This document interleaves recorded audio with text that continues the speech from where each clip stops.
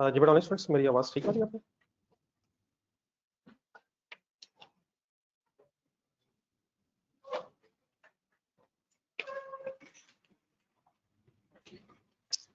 जी sir, कहाँ तक पहुंचे थे? क्या बना रहे थे?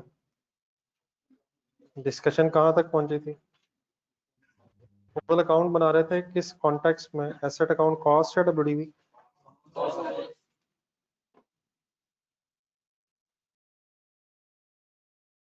जी यहाँ तक समझ आ गया था सबको? पोस्टिंग जी जी जी। कौन सा लेजर? नहीं, जरा एग्जैक्टली बता दो जरा, किस नाम वाला लेजर? ये वाला? इससे बड़ा दो एंट्रीज की ना ये हमने।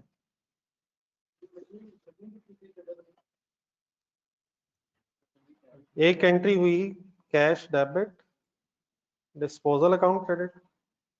तो डिस्पोजल अकाउंट में 4 लाख कैश के रेफरेंस से ट्रांसफर हो गया। ठीक है, यकीनन अगर कैश का लेजर बना रहे होते तो कैश के लेजर में 4 लाख डेबिट होना था। वो हम नहीं बना रहे थे, अगर बनाएंगे तो डेफिनेटली कैश के लेजर में 4 लाख आएगा डेबिट साइड पे। फिर एक सेकंड एंट्री हुई डिस्पोजल अकाउंट डेबिट और मशीनरी अकाउंट क्रेडिट 360 से। तो वंस अगेन ये जो डिस्पोजल अकाउंट डेबिट हो रहा है, डिस्पोजल अकाउंट के डेबिट साइड पे 360 आ गया और रेफरेंस ऑपोजिट मशीनरी का आ गया। और अगर मशीनरी का लेजर बन रहा हो तो मशीनरी के लेजर में ये फिगर फिर 3,60,000 क्रेडिट साइड पे आएगी। सही है? तो ये बेटा डिस्पोजल अकाउंट का लेजर है जिसमें रेफरेंस ऑपोजिट लिखा हुआ है। ये जो कैश का रेफरेंस लिखा हुआ और मशीनरी का रेफरेंस लिखा हुआ है, ये उन सेकंड इफेक्ट्स का लेजर, सेकंड इफेक्ट्स का रेफरेंस है जो इस एंट्री के ऑपोजिट साइड पे डेबिट या क्रेडिट हो रहे हैं। ठीक है, मीन्स से डिस्पोजल अकाउंट डेबिट हो रहा है 360 से और मशीनरी क्रेडिट हो रही है 360 से। और ऑपोजिट साइड पे कैसे बोलूं? डिस्पोजल अकाउंट क्रेडिट हो रहा है 4 लाख से और उसके अगेंस्ट कैश डेबिट हो रहा है 4 लाख। तो यकीनन कैश का भी लेजर होना चाहिए, मशीनरी का भी होना चाहिए और वहां भी ये पोस्टिंग होनी चाहिए। अभी इंशाल्लाह क्वेश्चन करते हैं जिसमें फिर सारे फैक्ट्स आपके सामने आएंगे। हाँ ठीक है जी, कोई और कंफ्यूजन? जी जी।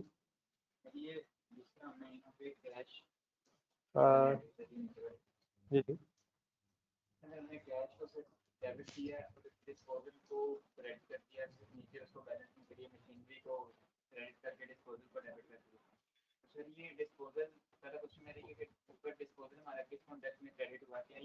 मैंने आपसे कहा था कि जरा शुरू से स्टार्ट करें जी, कल वाला जो स्टार्ट लें जरा। यहाँ से डिस्पोजल की हेडिंग लिखी हुई है, सब लोग खोलें जरा। एक मिनट मैं बात अपनी रिपीट कर देता हूँ। जहाँ हमने डिस्पोजल ऑफ एसेट की हेडिंग लिखी थी वहां से जरा मेरी बात जरा एक समराइज फॉर्म में सारे सुना रखें अपने सामने रजिस्टर में। सब लोग निकालो, सब लोग हेडिंग निकालें कल वाली, डिस्पोजल ऑफ एसेट्स।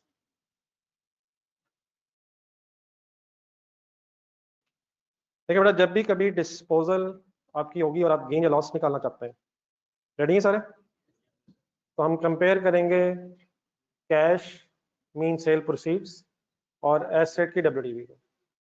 यहाँ तक ये क्लियर? तो एक तो है मैथमेटिकली गेन लॉस निकालना। You compare the sale proceeds with the carrying amount with the WDV.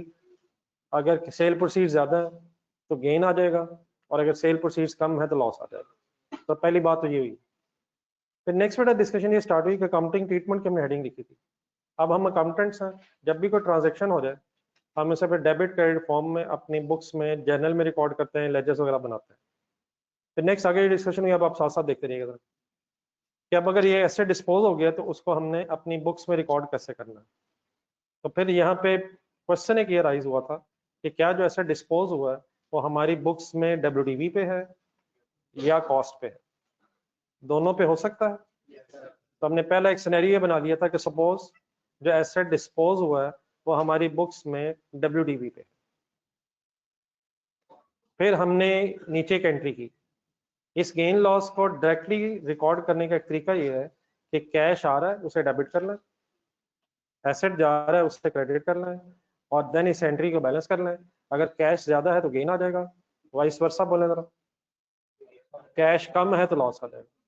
तो एक अकाउंटिंग ट्रीटमेंट क्या है कि आप एक कंपाउंड एंट्री कर लें, उस कंपाउंड एंट्री में गेन लॉस कैलकुलेट हो जाएगा। यहाँ तक भी ठीक है। फिर मैंने एक आगे एक छोटा सा पैराग्राफ लिखवाया था, वो ढूंढना जरा। समटाइम्स लेकिन एग्जामिनर क्या करता है, वो आपसे कहता है ये गेन लॉस एंट्री में कैलकुलेट करने की बजाय एक डिस्पोजल अकाउंट के नाम से लेजर बना दें और उसमें गेन लॉस कैलकुलेट कर दें। तो यही गेन लॉस एंट्री के साथ साथ लेजर फॉर्म में भी कैलकुलेट हो सकता है। अगर आपने लेजर फॉर्म में भी कैलकुलेट करना है तब भी कैश ने और डब्ल्यूडीवी ने आपस में कंपेयर होना। तो लेजर फॉर्म में अगर कैलकुलेट आप करना चाहते हैं तो फिर होना ये चाहिए कि जो कैश है इसे भी डिस्पोजल अकाउंट में ट्रांसफर कर दें और जो डब्ल्यूडीवी ऑफ एसेट है इसे भी डिस्पोजल अकाउंट में ट्रांसफर कर दें।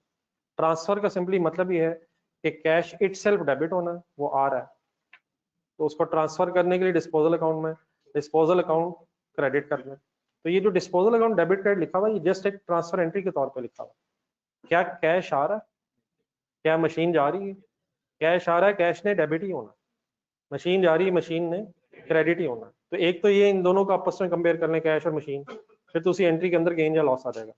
अनदर वेज कि इन्हें डिस्पोजल अकाउंट में ले जाए और फिर इनका कंपैरिजन कर लें। तो उसका फिर तरीका क्या है, कैश को डेबिट करके डिस्पोजल अकाउंट क्रेडिट करेंगे तो ये अमाउंट ट्रांसफर हो जाएगी। दूसरी एंट्री बोला था, मशीनरी क्रेडिट हो रही है, डिस्पोजल अकाउंट डेबिट करके इसको भी ट्रांसफर करना है। तो हमारी इन एंट्री से फिर क्या हुआ, आप लेजर देखें जरा, कैश नहीं लेजर में फिर कैश आ गया और मशीनरी भी आ गई। फाइनली फिर हमने लेजर को बैलेंस करने की कोशिश की तो पता चला कि हमारा कैश ज्यादा है, देयरफॉर ये एक क्रेडिट बैलेंस ऑफ गेन हमारे सामने आ गया। ठीक हो गया यहाँ तक। फिर अगली हेडिंग मैंने क्या स्टार्ट की, एक क्विक रिवीजन जी प्लीज, जो कल बातें हुई सारी। फिर मैं इस डिस्कशन में आ गया कि अगर फॉर एग्जांपल हमारी बुक्स में वो एसेट जिसे डिस्पोज की है वो डब्ल्यूडीवी की बजाय कॉस्ट पे है, तो फिर मैंने उसके दो लेजर्स भी बनाए। अभी उन लेजर्स में कुछ पोस्टिंग हमारी फाइनल रहती है, उसमें जरा फिगर्स हम सामने का रख लें। 30 लाख का फाइनली हमारा एसेट था जो डिस्पोज हुआ है, 7,50,000 तक वो डिप्रिशिएट हो गया था। फिर उसे कितने का बेचा था, ढूंढे ढूंढे ढूंढे ढूंढे 15,40,000 का शायद उसे सेल किया था। फिर पहले हमने कैलकुलेशन कर ली थी 7,10,000, 7,10,000 का भी इस केस में लॉस आ रहा। देन फिर इसे समझाने के लिए मैंने आपके सामने कुछ एंट्रीज करने की कोशिश की थी और मैं एक डिस्पोजल अकाउंट बना रहा था। जो नई चीज थी डब्ल्यूडीवी में लेजर है या कॉस्ट पे, वहां से हम जरा दोबारा शुरू करते हैं। क्या कैश वाली पहली एंट्री सेम है? सेम का क्या मतलब है, जो डब्ल्यूडीवी पे लेजर है उस वक्त एंट्री हुई है, वही कॉस्ट वर्क पे अगर लेजर है तब भी सेम एंट्री हुई है। तो कैश की एंट्री तो एज इट इज है, सेकंड एंट्री में कोई डिफरेंस है?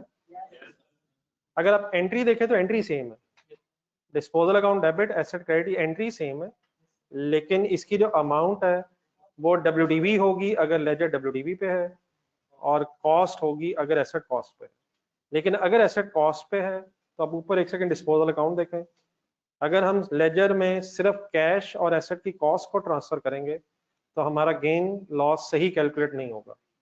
फिर लेजर में पहले देखें जरा, हमने फिर अपनी 30 लाख की कॉस्ट को डब्ल्यूडीवी बनाने के लिए एक क्यूमुलेटेड डेप्रिसिएशन क्रेडिट साइड पे लिखी थी ताकि ये फिगर्स आपस में ऐड हो जाए, नेट हो जाए।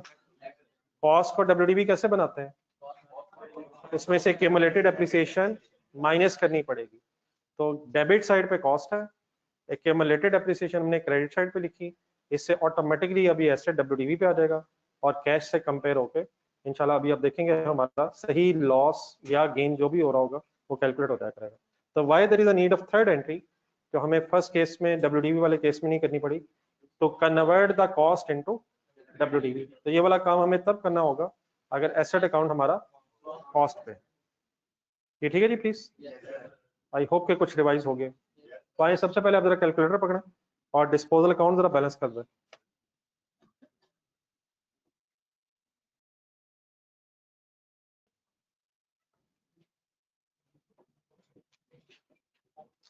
Just like any other ledger, disposal account जरा बैलेंस कर दें। अगर आप गौर से देख रहे हैं तो डेबिट साइड ज्यादा है, 30 lakh and 30 lakh. Credit side की अमाउंट्स फिलहाल कम है, सही देख लिया। और देयरफॉर एक डेबिट बैलेंस इस लेजर में आ रहा है 7,10,000। सही है, बैलेंस आ रहा है जो आना चाहिए। अब ये बैलेंस क्या है, गेन है या लॉस है?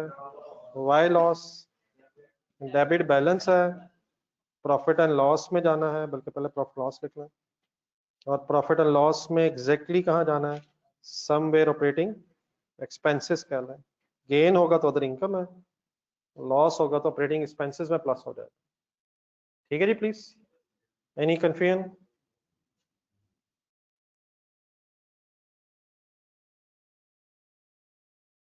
ये डेबिट बैलेंस है या क्रेडिट बैलेंस है? यार क्रेडिट साइड पे लिखा हुआ है, तो मेरे अलावा कंफ्यूज तो नहीं इस बात से? तो क्रेडिट बैलेंस अगर लेजर में आया तो it will reflect gain on disposal, और डेबिट बैलेंस अगर आएगा तो loss on disposal. Any confusion?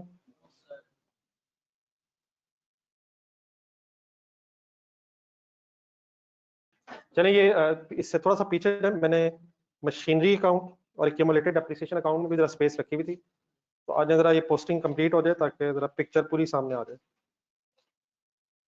Entries जरा नीचे हैं वो तीन, उनमें से जरा ढूंढें कोई एंट्री ऐसी है जो मशीनरी अकाउंट में आएगी। प्लीज आएगी सर, किस तरफ आएगी, कितने से आएगी प्लीज? ये ट्रांसफर करें जरा फिगर्स। मशीनरी क्रेडिट हो रही थी, डेट सेम ही थी 1 जनवरी जिस दिन हमने ड्रॉट डाउन उठाया था। किस रेफरेंस से कितना आएगा? 30 लाख।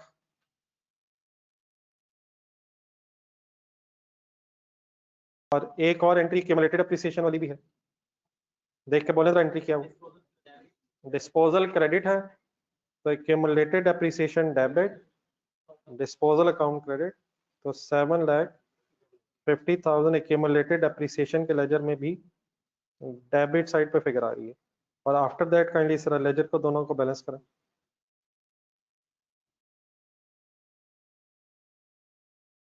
इस फिगर्स देख के, इस बोर्ड से देख के पोस्टिंग का कोई फायदा नहीं है। अपनी एंट्रीज ढूंढें, एंट्रीज देख के पोस्टिंग करें, बाद में मेरे से मैच कीजिएगा please. As it is board से देख के इन एंट्रीज को पोस्ट ना कर लें। एंट्रीज जो नीचे लिखी हुई है वहां से ढूंढें।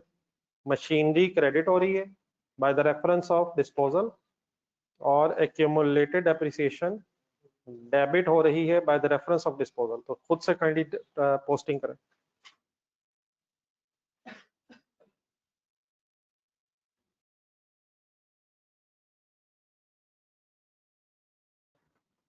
Any confusion? बैलेंस आप करेंगे तो सीडी बैलेंस जीरो क्यों हो रहा है? नहीं सेम तो चले ठीक हो गया, क्या वाकई जीरो हो जाना चाहिए? जब एसेट ही हमारी बुक्स में नहीं है, जब एसेट ही हमने भेज दी है, तो ना एसेट की कॉस्ट हमारी बुक्स में रहनी चाहिए और ना ही उससे रिलेटेड डेप्रिसिएशन वर्ड अभी भी सही नहीं है। Accumulated depreciation mean in other word asset से रिलेटेड फिगर्स हमारी बुक्स में अब खत्म हो जानी चाहिए, क्योंकि ये एसेट अब हमारे पास है ही नहीं। इसकी जगह कैश आ गया, कैश हमारी बुक्स में होना चाहिए, और कैश लेने से जो गेन या लॉस हुआ है वो हम रिकॉर्ड करके बहस को खत्म कर देंगे। Why this asset should not be in our books? Because it has been disposed off. इसकी जगह जो कैश आ गया बस वो आपके एसेट्स में होना चाहिए।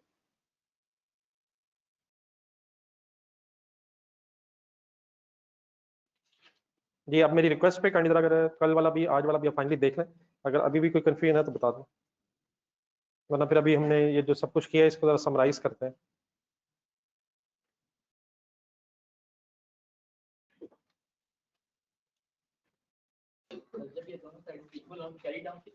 बेटा कैरी डाउन तो सॉरी लिखना ही चाहिए था यार, मैंने अभी लिख दिया।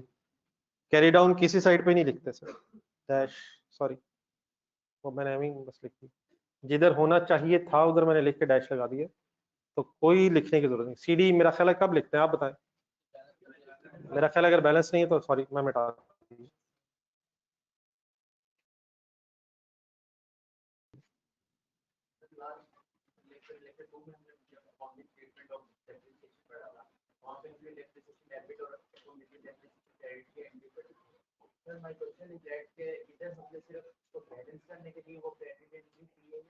कौन सी वाली, कौन सी वाली? किस अमाउंट वाली? नहीं, आप किस अमाउंट की बात कर रहे हैं? नहीं बेटा, डिस्पोजल तो दो जगह लिखा हुआ ना।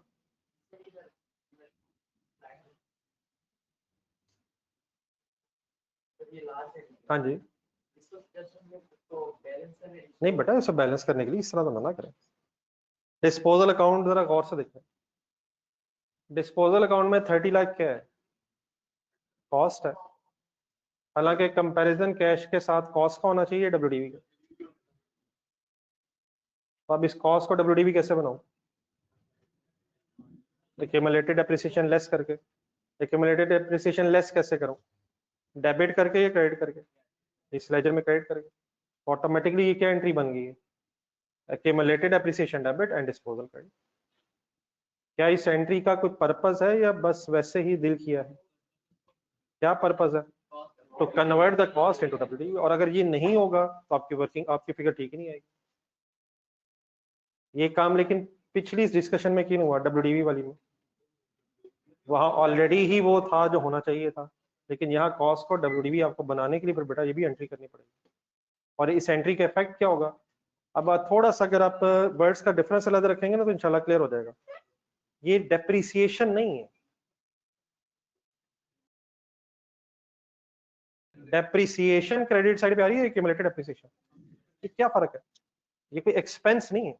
ये एक्यूमुलेटेड डेप्रिसिएशन क्या बता रही होती है? ये एसेट की रिडक्शन बता रही है। तो एसेट से रिलेटेड हमारी अब फिगर्स खत्म हो गई। ये जो लेजर अभी दो हमने फाइनल किए हैं, बैलेंस किए हैं, ये दोनों लेजर्स में बैलेंस ना होने का मतलब क्या है? अभी क्या खत्म हो गए? डेप्रिसिएशन खत्म हो गई। एसेट और उससे रिलेटेड उसकी रिडक्शन अब खत्म हो गई। इन अदर वर्ड्स, एसेट था 22,50,000 का, एसेट रह गया है 22,50,000 का, लेकिन वो एक ही लेजर में नहीं है, लेदर लेजर्स में उसकी फिगर आ गई। 30 लाख मशीनरी के लेजर में आ रहा है और 7,50,000 एक्यूमुलेटेड एप्रिसिएशन के लेजर में आ रहा है। क्या ये 7,50,000 मशीनरी ही से रिलेटेड फिगर है? पहले ये क्लियर कर लें, क्या ये 7,50,000 मशीनरी की फिगर है या ये प्रॉफिट एंड लॉस की फिगर है? ये मशीनरी की रिडक्शन शो हो रही है। तो इन बैलेंसेस ने क्यों खत्म हो जाना है? क्योंकि बुक्स में अब हमारे एसेट ही नहीं है। और कैसे खत्म हो जाना है? इस अमाउंट को आप ट्रांसफर कर देंगे डिस्पोजल अकाउंट में, ताकि वहां भी डब्ल्यूडीवी बन जाए और डब्ल्यूडीवी की बेस पे लॉस ऑन या गेन ऑन डिस्पोजल से ही कैलकुलेट हो जाए। आई होप कि मैं कुछ समझा पा रहा हूँ। ठीक है, it is not depreciation, it is reduction in asset by the name of accumulated appreciation। ठीक है, ये any other confusion? Dual nature का मतलब अगर आप ये कहना चाह रहे हैं कि इस लेजर में गेन भी आ सकता है, लॉस भी आ सकता है, तो ओके। ये इस लेजर में अगर क्रेडिट बैलेंस आएगा तो it will reflect the gain on disposal, और वाइस वर्सा। आप बताएं sir please, sir please. Debit balance आएगा तो लॉस आ जाएगा। इन अदर वर्ड्स, इस डिस्पोजल अकाउंट में प्रॉफिट एंड लॉस से रिलेटेड फिगर आएगी, आइदर गेन और लॉस। द ओनली ऑब्जेक्टिव है, जरा थोड़ा सा ढूंढ के पीछे पड़े जरा, जहाँ समटाइम्स मैंने लिखवाया था कल। इस लेजर का मकसद क्या है? नहीं, एग्जामिनर रिक्वायर करता है तो इसमें निकलता क्या है? गेन और लॉस। अच्छा, या गेन आ जाएगा या लॉस आ जाएगा। तो गेन आएगा या लॉस आएगा, प्रॉफिट लॉस से रिलेटेड फिगर है जी। और कोई कंफ्यूजन?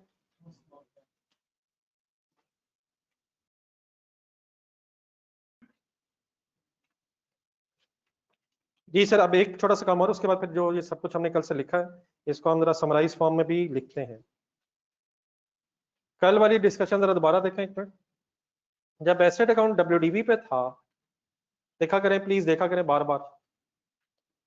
जब एसेट अकाउंट डब्ल्यूडीवी पे था तो मैंने आपको गेन की वर्किंग एंट्री फॉर्म में भी करवाई और लेजर फॉर्म में भी करवाई। एक एंट्री में भी गेन निकाला और लेजर बना के भी गेन निकाला, ऐसे ही हुआ है।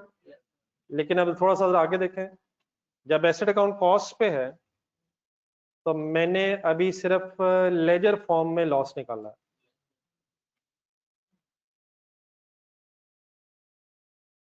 इस केस में भी कंपाउंड एंट्री करके गेन लॉस निकाला जा सकता है। अभी ये बात बताने वाली रह गई है। जब एसेट अकाउंट WDV पे था तो कंपाउंड एंट्री करके भी हमने गेन लॉस की बहस कर ली है और डिस्पोजल अकाउंट बना के भी गेन लॉस की बहस हो गई है। लेकिन जब एसेट अकाउंट कॉस्ट पे है तभी ये बहस सिर्फ डिस्पोजल अकाउंट बना के हुई है। ये बात सबको समझ आ रही मेरी? अच्छा, एक कंफ्यूजन तो नहीं कहीं खुदा ना खासा अचानक मेरे ज़हन में आया, कहीं ये तो नहीं कि अगर एसेट अकाउंट WDV पे होगा तो गेन आया करेगा और एसेट अकाउंट अगर कॉस्ट पे होगा तो लॉस आया करेगा? प्लीज ऐसे तो नहीं है सर? क्या इस केस में भी गेन की लॉस की जगह गेन आ सकता है and vice versa as well? मैं जो कह रहा हूँ क्या है, हमने जब एसेट अकाउंट WDV पे रखा था, अज्यूम किया था, तो उस वक्त एक एंट्री फॉर्म में भी और लेजर फॉर्म में दोनों में कैलकुलेशन कर ली है। लेकिन अगर एसेट अकाउंट कॉस्ट पे है तो अभी मैंने बहस सिर्फ लेजर में आपको करके दिखाई है। अगर इस केस में भी लेजर ना बनाया जाए तो क्या कंपाउंड एंट्री करके गेन लॉस निकाला जा सकता है? अब जो भी बाजरा सुनना है। आई होप कि मैं को समझा पा रहा हूँ मैं क्या कर रहा हूँ, तो बताएंगे मैं क्या चाह रहा हूँ? क्या क्या क्या कंपाउंड एंट्री का मतलब लेजर बना के अब गेन या लॉस निकालूंगा या एंट्री में निकाल लूंगा? एंट्री में ही निकालूंगा इंशाल्लाह। अच्छा, ये भी चाहूंगा मैं कि आप ही मुझे बताएं जरा, कल वाली डिस्कशन दोबारा WDV वाली निकालें। वहां मैंने आपको पहले एंट्री करवाई या पहले लेजर बनवाया? पहले मैंने एंट्री की फिर मैंने लेजर बनवाया। आप जरा मुझे वहां देख के डिफरेंस बता सकते हैं, एंट्री करके मैंने लेजर कैसे बनाया? सर देख के बताना है सर, प्लीज सर।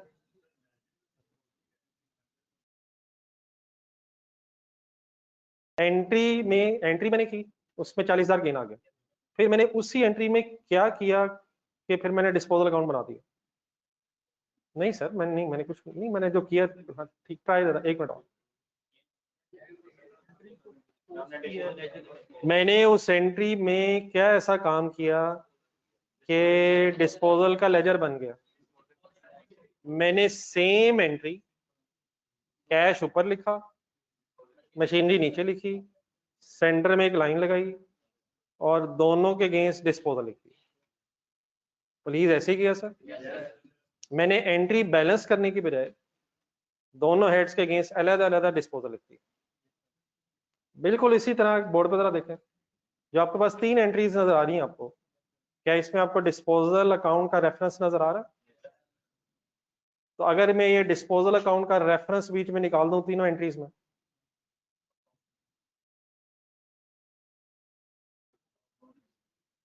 क्या निकाल दूं, क्या निकाल दूं, क्या निकाल दूं?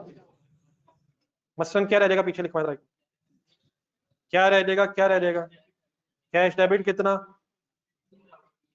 ना करें यार, अब इधर आए ना, अब इधर कैश डेबिट कितना, इधर लिखें। अब आगे बताएं क्या करूं, आगे बताएं आगे। मशीन, चले वो कर लेते हैं आगे, कोई नहीं, आगे पीछे हट होते। मशीनरी अकाउंट कितना, डेबिट या क्रेडिट? और एक्यूमुलेटेड डेप्रिसिएशन कितना कितना कितना? एक मिनट कैलकुलेटर पकड़ा।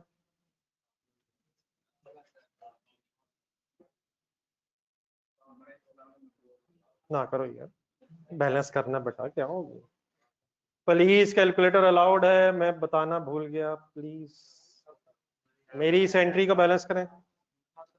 किस किन अमाउंट्स में कितना डिफरेंस है? 7,10,000 का डिफरेंस किन अमाउंट्स में आ रहा है? गेन आ रहा है, लॉस आ रहा है? कैसे पता चला है? डेबिट अमाउंट्स में डिफरेंस आ रहा है, लॉस ऑन डिस्पोजल है, प्रॉफिट एंड लॉस में जाएगा। इन अदर वर्ड्स, अगर तो डिस्पोजल अकाउंट का लेजर मांगा हो तो एंट्रीज करते हुए डिस्पोजल वर्ड लगा लेंगे, और अगर डिस्पोजल अकाउंट का लेजर नहीं बनाना तो डिस्पोजल वर्ड्स को इग्नोर करके अपनी एंट्री कर लेंगे। सेम एंट्री में से मैंने क्या, सेम एंट्रीज में से मैंने सिर्फ क्या निकाला है? तो इस ये काम कब करेंगे? If ledgers are not required, if ledgers are not required. एक हेडिंग लिखें और बात खत्म करें।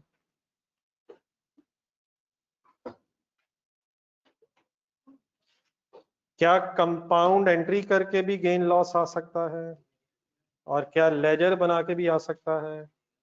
हम क्या किया करेंगे, हम क्वेश्चन की रिक्वायरमेंट देखा करेंगे और अकॉर्डिंगली डिसीजन लेंगे कि लेजर्स रिक्वायर्ड हैं या नहीं, और अकॉर्डिंगली अपने आप को एडजस्ट करने की कोशिश करेंगे।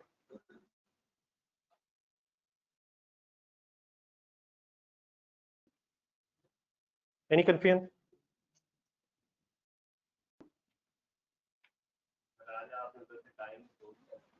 नहीं मैं नहीं, यकीन माने मैंने इंटेंशनली नहीं किया, मेरा रब जानता है, पता नहीं क्यों हुआ, मैं चेक करता हूँ।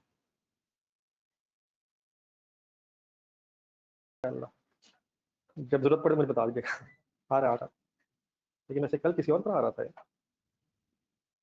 इसका मतलब बोर्ड अब बहुत गौर से देखते हैं और छोटी छोटी चीजें ज्यादा गौर से देखते हैं।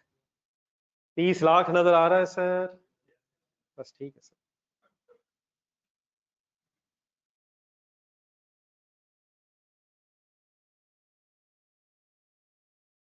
जी एनी कंफ्यूजन सर?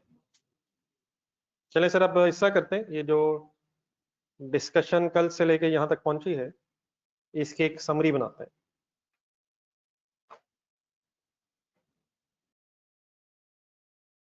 अगर नोट कर चुके हैं तो बता दीजिएगा, कोई लिख रहा है तो काइंडली। जी सर, साथ मिले सर।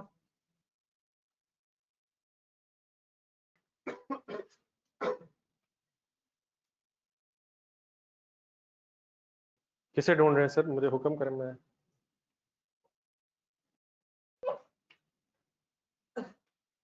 जी सर, अब जरा तकरीबन हमें हाफ से ज़्यादा पेज चाहिए होगा, तो अगर तो सफिशिएंट स्पेस है जिस पेज पे आप हैं तो ठीक है, वरना फिर नेक्स्ट पेज बेहतर रहेगा।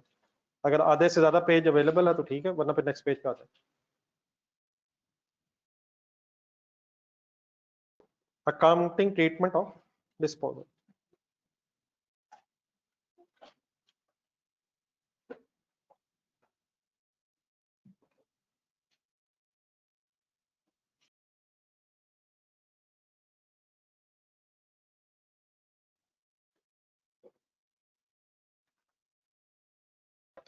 मैं कोई नया काम नहीं इस वक्त करूंगा, जो डिस्कशन हो चुकी है उसी को हम अब इस पेज पे समराइज करने लगे। एक सेकंड जरा रुक के अब मेरा स्टार्ट जरा देख लें मैं क्या चाह रहा हूँ। दो बेटा पॉसिबिलिटीज अब हो गई हैं।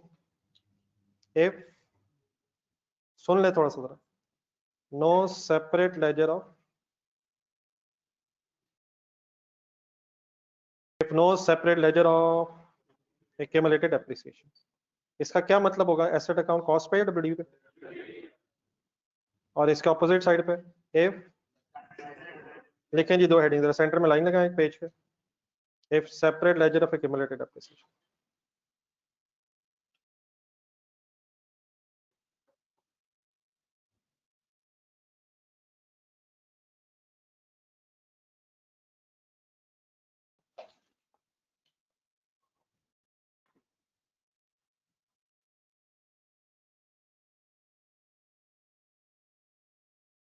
क्या देख रहे हैं सर भाई को? सर भाई स्केल से लाइन लगा रहा है, क्या हो गया?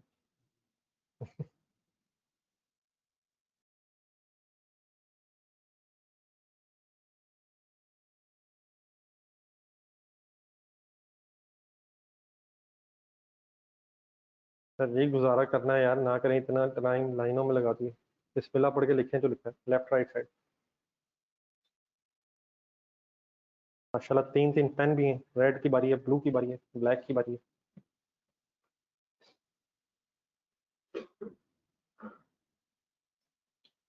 यही डिसीजन तो नहीं मेन होता कि इस वक्त अब किस पेन की बारी है।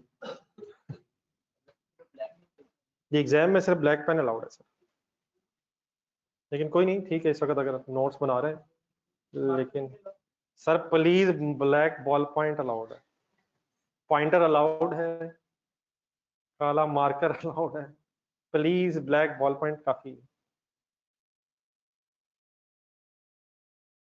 सर ब्लैक बॉल पॉइंट बस ठीक है ना यार?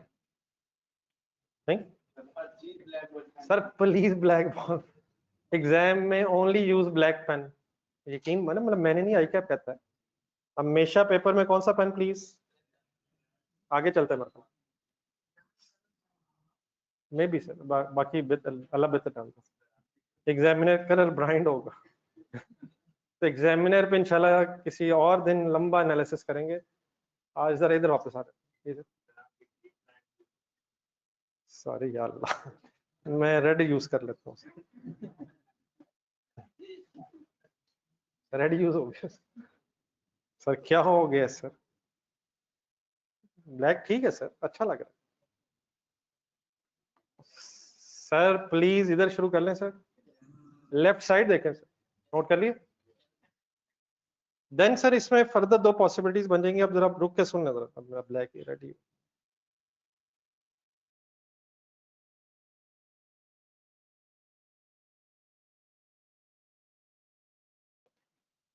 देन सर दो पॉसिबिलिटीज हो सकती हैं, सुने पहले पहले। इफ ledgers आर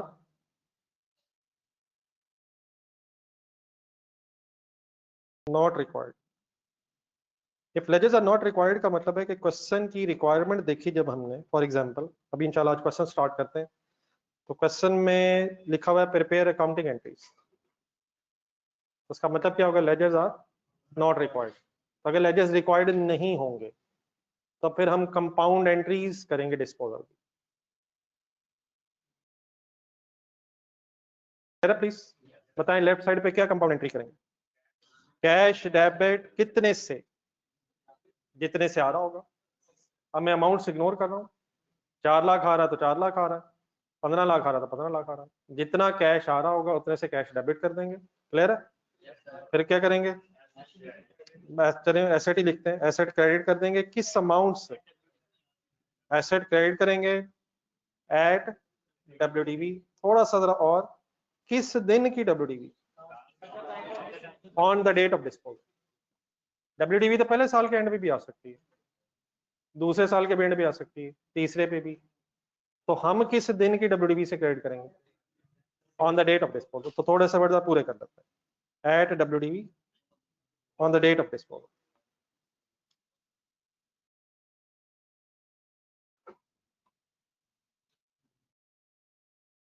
चलेगा। अच्छा अब कैश डेबिट और एसेट क्रेडिट यही दो मेन चीजें हैं। अगर कैश ज्यादा होगा तो इस एंट्री में गेन का डिफरेंस आ जाएगा, और अगर कैश कम होगा तो अब मैं गेन लॉस लिखने की बजाय ब्रैकेट में सिर्फ ये लिख रहा हूँ, difference can either be, difference can either be gain और लॉस। कब गेन कब लॉस, कैश ज्यादा होगा तो गेन, कैश कम होगा तो लॉस। कैश ज्यादा होगा तो क्रेडिट अमाउंट्स में गेन, और वाइस वर्सा, कैश कम होगा तो डेबिट अमाउंट्स में लॉस आ जाएगा। चलेगा सर। एक सेकंड राइट साइड पे भी करवा दें, फिर उसके बाद ये लिखिएगा। अगर एक क्यूमुलेटेड एप्रिसिएशन का सेपरेट लेजर है और हमें लेजर्स रिक्वायर्ड नहीं है, प्रिपेयर जनरल एंट्रीज, तो शायद अभी एंड में जो आपने पिछले पेज पे फाइनली किया है, कैश किस अमाउंट से डेबिट करेंगे, जितना आएगा। एसेट किस अमाउंट से क्रेडिट करेंगे, किस दिन की कॉस्ट से। नहीं बेटा इसमें कोई बात नहीं होती है, इस तरह से जरूरी नहीं है। कॉस्ट वही होती है जिस पे आपने खरीदा है, कॉस्ट वही रहेगी जो डिस्पोजल पे। तो इसे ये कहना है at the time of disposal, cost at the time of purchase जो है वही at the time of disposal होगी। तो मैंने ये इंटेंशनली पूछा आपसे, कोई जरूरी नहीं है लिखना। पक्की बात है, वो 30 लाख एज इट इज ही था, तो एट कॉस्ट सिंपली। हाँ एक नया हेड कौन सा अपीयर होगा, एक्यूमुलेटेड एप्रिसिएशन कितने से डेबिट किया करेंगे। अब ये जरा थोड़ा सा ढूंढ के जरा पिछले भी पेज पे जो किए, 7,50,000 का मतलब कितने से, ये on the date of disposal तक की होनी चाहिए, या 1 साल की होनी चाहिए, 2 साल की होनी चाहिए। ये परचेज डेट से लेके डिस्पोजल डेट तक की क्यूमुलेटेड एप्रिसिएशन होनी चाहिए। तो इसको थोड़ा सा एक्सप्लेन कर लेते हैं। ये क्यूमुलेटेड एप्रिसिएशन की amount at the time of disposal लिख दो, या थोड़ा सा एक्सप्लेन चले कर लें, फ्रॉम परचेज डेट। समझ आ रही है किस तरह ढूंढे जरा, 7,50,000 जरा पिछले लेजर में, ये 7,50,000 कब से कब तक की है, from purchase date till disposal date. ठीक हो गया प्लीज। और वंस अगेन इस एंट्री को बैलेंस करके difference can either be gain और लॉस। ठीक है सर, साफ सुथरा प्रेजेंट करें, खुला सदरा, इस पेज की जरूरत पड़नी है मैं बार बार।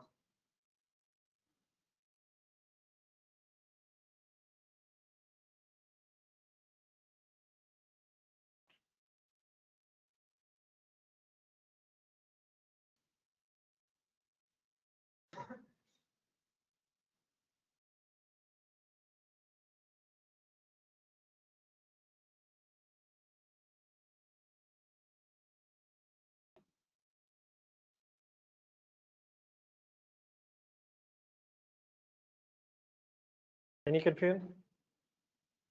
मेरे लेवल की कोई बात? लेवल हाई है।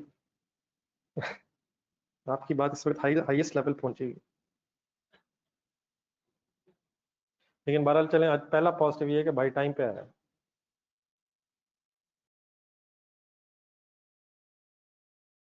टाइम पे आया ना सर, मेरा ख्याल है।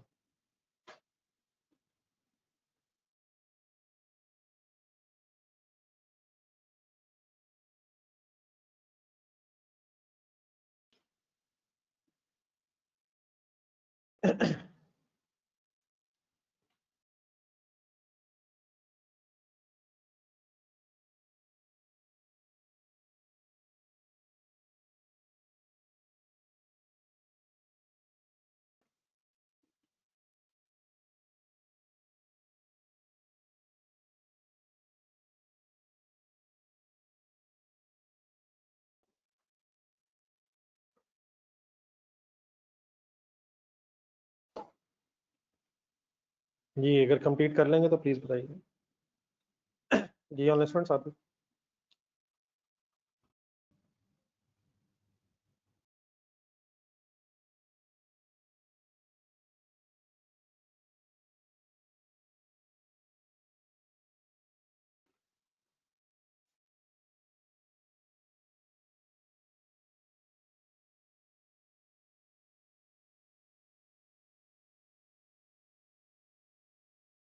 आगे चलें सर। सेकेंडली सर, दूसरी possibility, if ledgers are required, question की रिक्वायरमेंट में अगर देख के पता चला एग्जामिनर कह रहा है prepare machinery account, accumulated depreciation account, disposal account, it means ledgers require कर रहा है।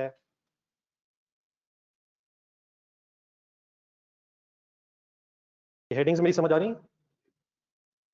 देन अगर लेजर्स रिक्वायर्ड है और no separate ledger of accumulated depreciation है तो थोड़ा सा लिखवा देंगे जरा। फिर पहली एंट्री क्या होगी?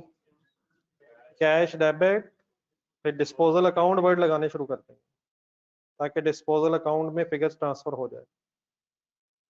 ठीक है सर, कितने से ही एंट्री करेंगे? जितना कैश आया होगा। दूसरी एंट्री प्लीज बोलें। डिस्पोजल डेबिट, एसेट क्रेडिट किस अमाउंट से, किस देने की डब्ल्यूडीवी से, at WDV on the date of disposal. लिख लें।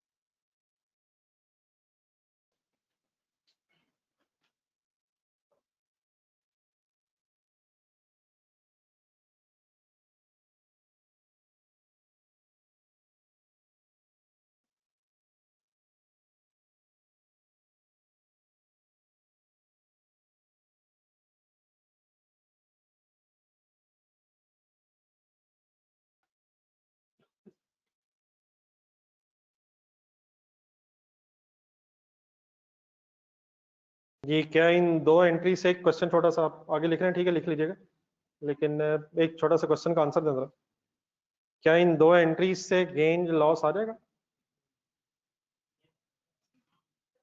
इन दो एंट्री से गेन लॉस आ जाएगा, लेकिन एंट्री के अंदर नहीं आएगा। अब लेजर बनाना पड़ेगा। किस नाम से बनाना पड़ेगा? तो उसमें फिर कैश और ऐसे ट्रांसफर होगा तब फिर गेन या लॉस आएगा। फर्स्ट केस में ऊपर जो लेफ्ट साइड पे एंट्रीज है इसमें एंट्री के अंदर ही गेन लॉस आ जाएगा ऊपर, लेकिन अगर डिस्पोजल अकाउंट वर्ड आपने लगा लिया तो अब लेजर बना के गेन या लॉस निकलेगा। डन है सर? ये अब अगर राइट साइड पे आ जाए सेपरेट लेजर, तो क्या पहली एंट्री सेम है, अमाउंट भी सेम, एंट्री भी सेम?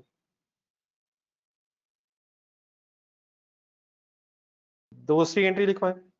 सेम है, दूसरी एंट्री बिल्कुल सेम है, disposal account debit asset credit, लेकिन ये एंट्री किस अमाउंट से होगी और एट कॉस्ट होने की वजह से एक तीसरी एंट्री कौन सी करेंगे? Accumulated appreciation debit and disposal account credit. जितना इन्वॉल्व रहेंगे, पार्टिसिपेट करेंगे, बोलेंगे, इंशाल्लाह चीजें साथ साथ ही याद हो जाएंगी। जी एक आखिरी एंट्री की अमाउंट कैसे आएगी? From the date of purchase up to the date of disposal, same words लिख लेते हैं दोबारा, लिखें, कंप्लीट करें। From purchase date to disposal date.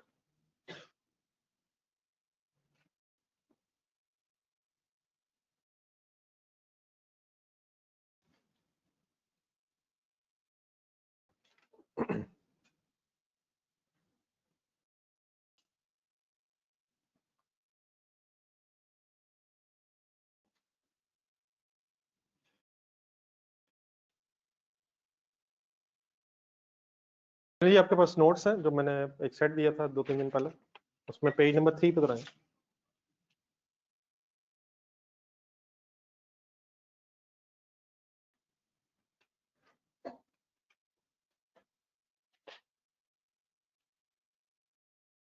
जी बेटा ऑनलाइन स्टूडेंट्स हो गया कभी सबका?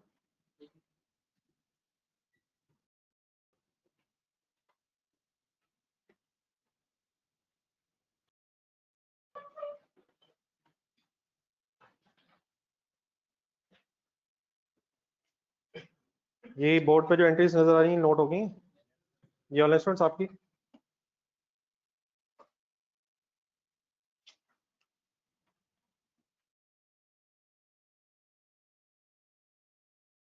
ये क्वेश्चन नंबर 1 ढूंढे, स्टार्ट में ही है तकरीबन 3rd पेज के। The machinery account at cost, ready है सारे? The machinery account at cost, bracket में अंडरलाइन कर लें, एट कॉस्ट। फिलहाल बिल्कुल साथ साथ रहना है, एक दो क्वेश्चन जरा सही तरह मेरे साथ समझ के करने पड़ने हैं, फिर इंशाल्लाह आप भी खुद कर सकते हैं। The machinery account at cost of a firm for the 3 years ended 31st December 2014 appear as follows। एक मशीनरी का लेजर बना नजर आ रहा है, लेफ्ट साइड देखें, 2012 से शुरू हो रहा है।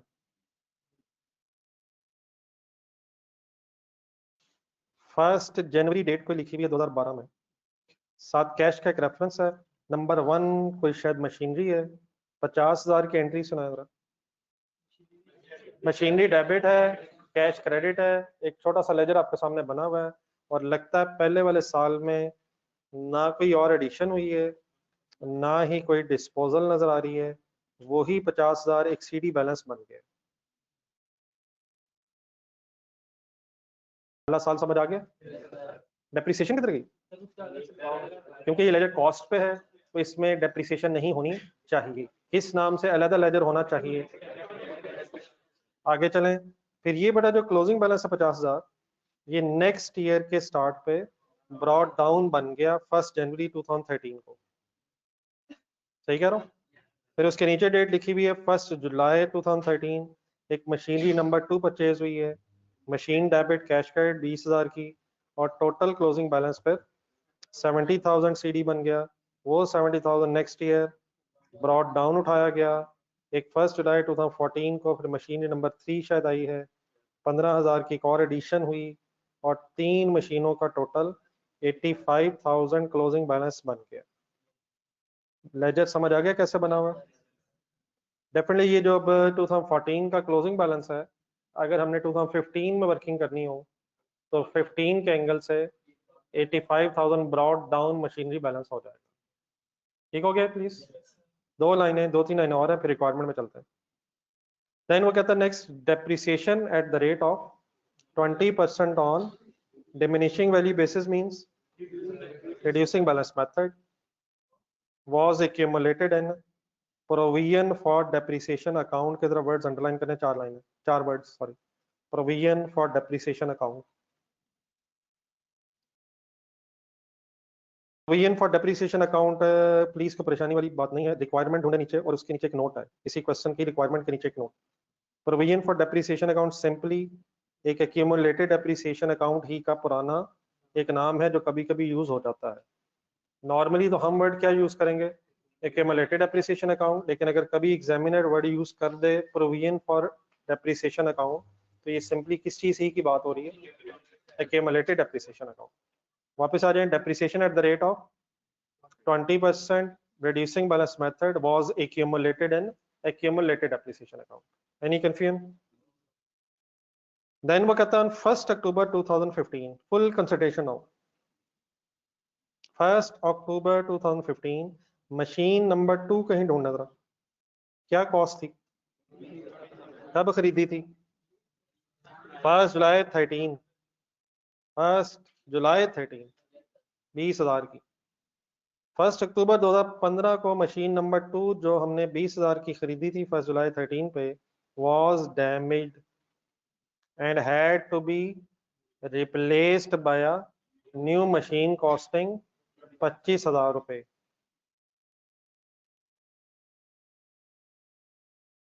मशीन नंबर 2 डैमेज हुई और उसकी जगह एक नई मशीन 25,000 की परचेज करनी पड़ी।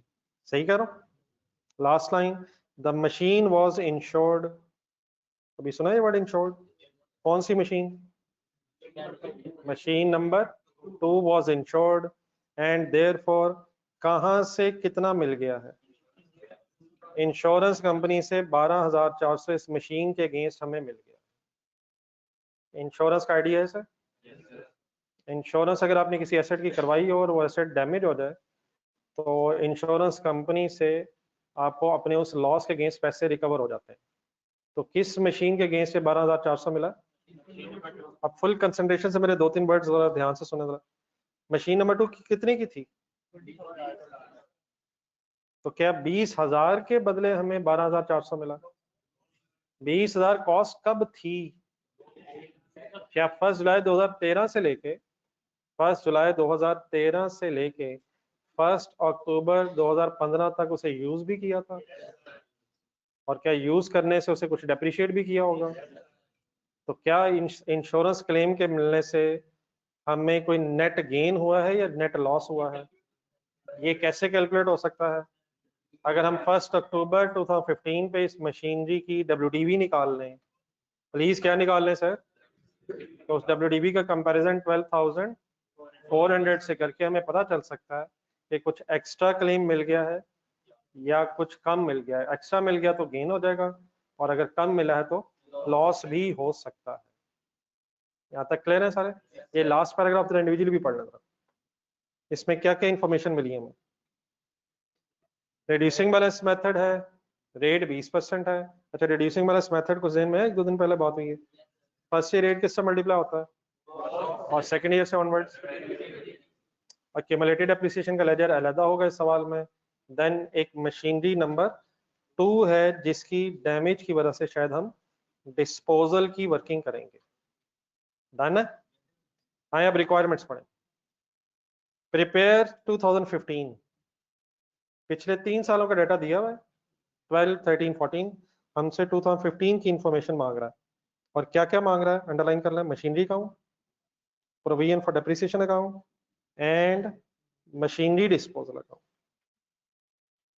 कौन से 3 लेजर मांग रहा है? Machinery account. सेकेंड लाइन में कहता है all workings are to be shown. ये अंडरस्टूड बात है, हमेशा अपनी जो भी वर्किंग आप कर रहे हैं एग्जामिनर को बतानी होती है। And lastly depreciation is provided on time basis. ये भी थोड़ा सा जरा मेरे साथ रिवाइज कर लें, पता नहीं अब इस तरह की चीजें आपको याद है या नहीं। Depreciation is provided on time basis. असल में 2 पॉलिसीज होती हैं, अगर नहीं भी सुना हुआ तो गौर से जरा सुना। टाइम बेसिस का तो वैसे मतलब ये है कि ड्यूरिंग द ईयर एसेट जितने मंथ्स यूज हुआ है अकॉर्डिंगली आप मंथ्स गिन लेंगे। तो नॉर्मल तो बेटा यही होता है कि अगर डेट्स अवेलेबल हो तो डेप्रिसिएशन हमेशा टाइम बेसिस पे जितना जितना एसेट जिस साल में यूज हुआ है उतने डेप्रिसिएशन चार्ज होनी चाहिए। लेकिन इसके अगेंस्ट एक और पॉलिसी वैसे होती है, full year policy.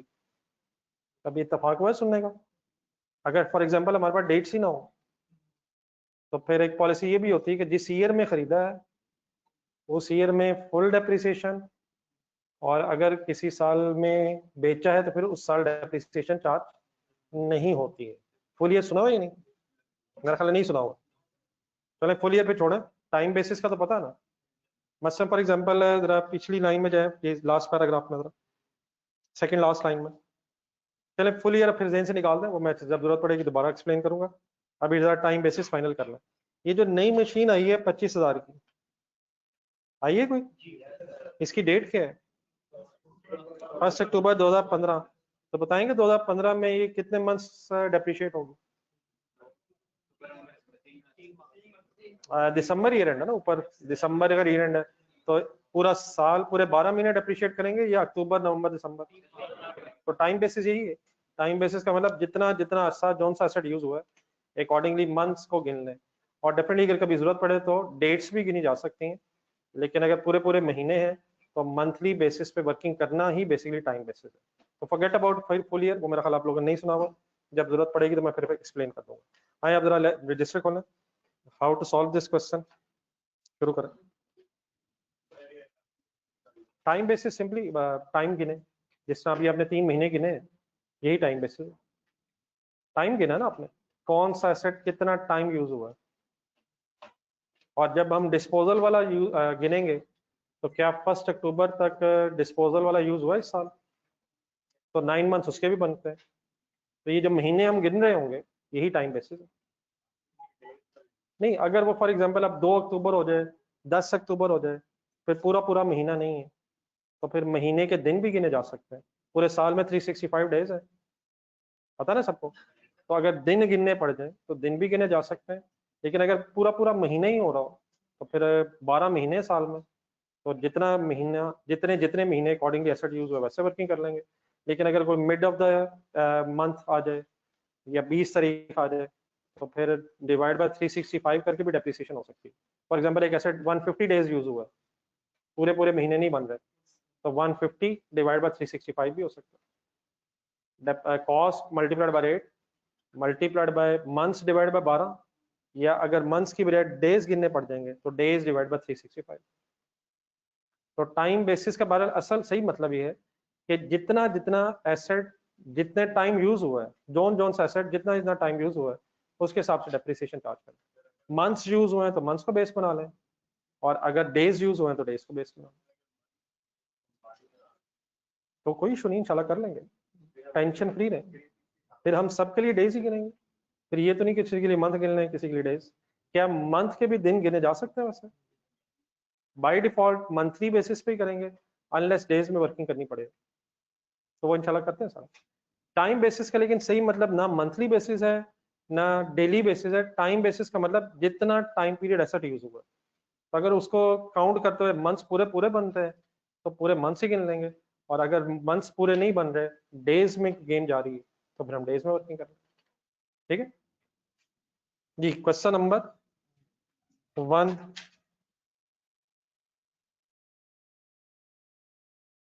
Laser account heading बना लो।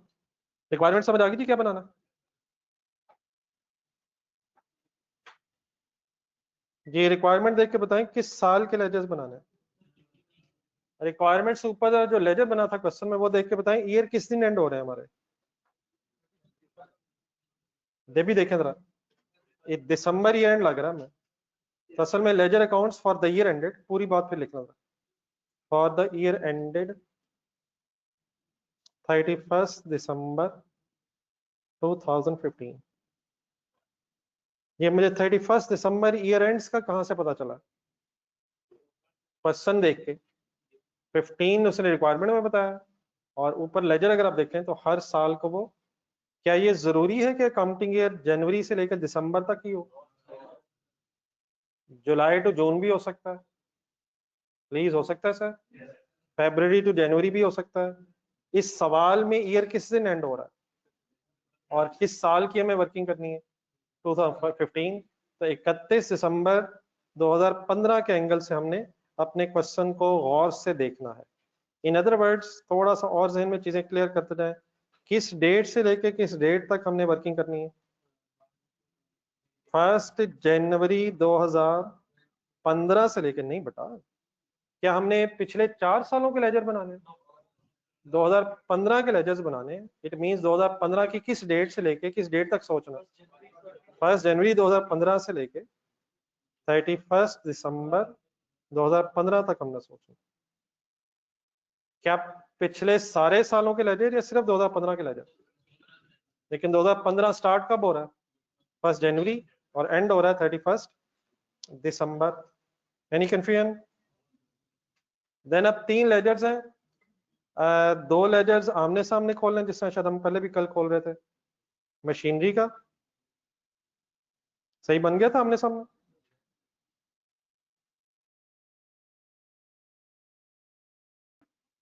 और एक्यूमुलेटेड एप्रिसिएशन का फिर देन इसमें 5-6 लाइनें जरूर लेजर के लिए रख लें ट्रांजैक्शंस के लिए, और फिर एक डिस्पोजल अकाउंट है वो चाहे दरमियान में एंड में बना लें। 5-6-7 लाइनें छोड़ दें लेजर के लिए।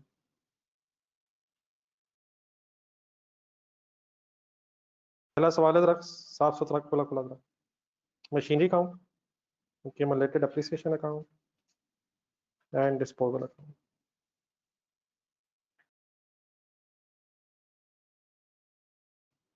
कुछ चीज़ों का आपको आइडिया तो हो गया है, लेकिन बिल्कुल आगे नहीं जाना, मेरे से साथ साथ रहना है। एक एक बात सुन के समझ के आगे बढ़िएगा। यहाँ तक मेरी किसी बात में कंफ्यूजन? स्टार्ट जी। मशीनरी अकाउंट का कोई ब्रॉड डाउन होगा इस साल? फुल हिम्मत, फुल हिम्मत। क्या होगा ब्रॉड डाउन? किस साइड पे लिखूं? लिखें।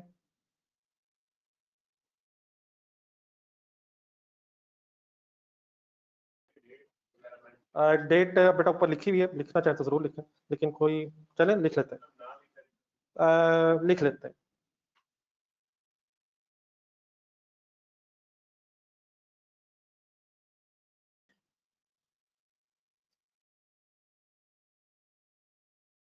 ब्रॉड डाउन के साथ कोई कंपल्सरी तो ऐसा नहीं है, लेकिन मेरे ख्याल लिख लेने में हर्ज भी कोई नहीं। Any confusion sir? जी एक्यूमुलेटेड एप्रिसिएशन की तरफ आए। क्या एक्यूमुलेटेड एप्रिसिएशन का कोई ब्रॉड डाउन होगा?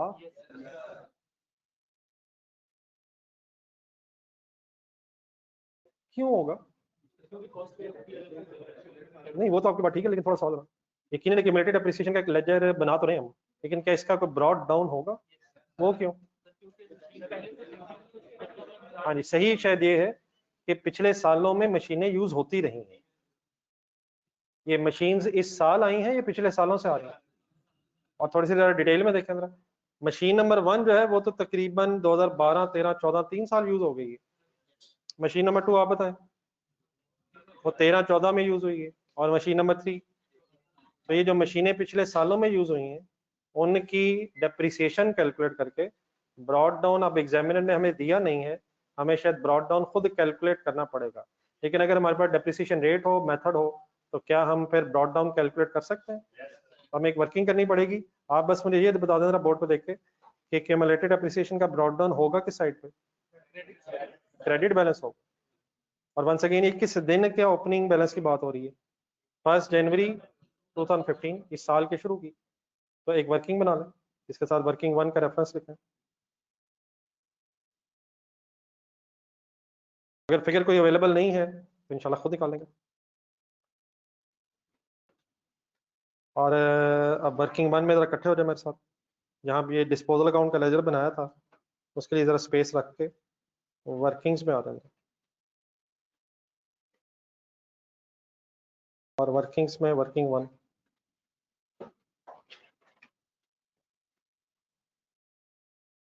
आइडिया है ना वर्किंग्स का? ये किस चीज की वर्किंग करवाने लगे आप मुझे? नहीं सर, डेप्रिसिएशन वर्ड आप सही नहीं बोल रहे। हम वर्किंग करने लगे हैं एक्यूमुलेटेड एप्रिसिएशन एज ऑन, जरा लिखवाएं किस दिन की एक्यूमुलेटेड एप्रिसिएशन चाहिए हमें? 1 जनवरी 2015 की चाहिए या 31 दिसंबर 2014 की चाहिए? 1 जनवरी 15 की चाहिए या 31 दिसंबर 14 की चाहिए? एक ही बात हम कर रहे हैं। अगर 31 दिसंबर 14 की आ जाए तो वो क्लोजिंग, 1 जनवरी 15 पे हमारा ओपनिंग बन जाए। तो दोनों तरह से डेट लिखने में कोई मसला नहीं है।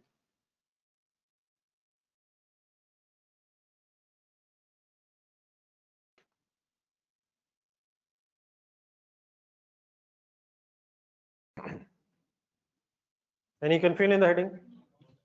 जी सर, अब जरा जो वर्किंग मैंने करनी है उसमें थोड़ा सा एक टेबल बना रहा हूँ ताकि आप सारी फिगर्स मेरे साथ सही अंडरस्टैंड कर सकें। तो साथ साथ बनाएंगे तो फिर आपको कॉलम्स का नहीं पता चलेगा। तो पहले आप जरा डाटा थोड़ा सा मुझे अरेंज करवाएंगे जरा। सबसे पहले हम जरा प्रेजेंट कर लेते हैं हमारी मशीन्स हैं, और बताएं पिछले सालों में कितनी मशीन्स हैं। 1 2 3। मत लिखें इस तरह, आराम से आप लिख लीजिएगा, मुझे थोड़ा सा जरा कॉलम्स बना लेना है। इन मशीन्स की मुझे कॉस्ट लिखवाएं जरा। 50,000, 20,000 एंड 15,000। इनकी परचेज डेट लिखवाएं जरा। परचेज डेट फर्स्ट है 1 जनवरी 2012, 1 जुलाई 13 है, गौर से देखें फिगर्स, और 1 जुलाई 14 है मेरा ख्याल है। ठीक हो गया। देन हमें जब डेप्रिसिएशन चार्ज करनी है तो 2012 में भी, 13 में भी और 14 में भी। डेफिनेटली जब हम 2015 कंप्लीट करेंगे तो 2015 की डेप्रिसिएशन भी होगी, लेकिन अभी हम ब्रॉड डाउन की बात कर रहे हैं, तो पिछले 3 सालों की बहस कर रहा हूँ। और देन फिर हम इन सब फिगर्स को प्लस भी कर लेंगे डेप्रिसिएशन की, ताकि टोटल एक्यूमुलेटेड भी आ जाए। तो आगे पहले यहाँ तक कॉलम्स बना लें, कोई इशू तो नहीं है इसमें। बाकी फिर अभी फिगर्स आपसे कैलकुलेट करवाता हूँ। डाटा मैंने जरा इसलिए सामने रख लिया ताकि वर्किंग करते हुए जरा फिगर्स आपको ट्रेस करना आसान हो जाए।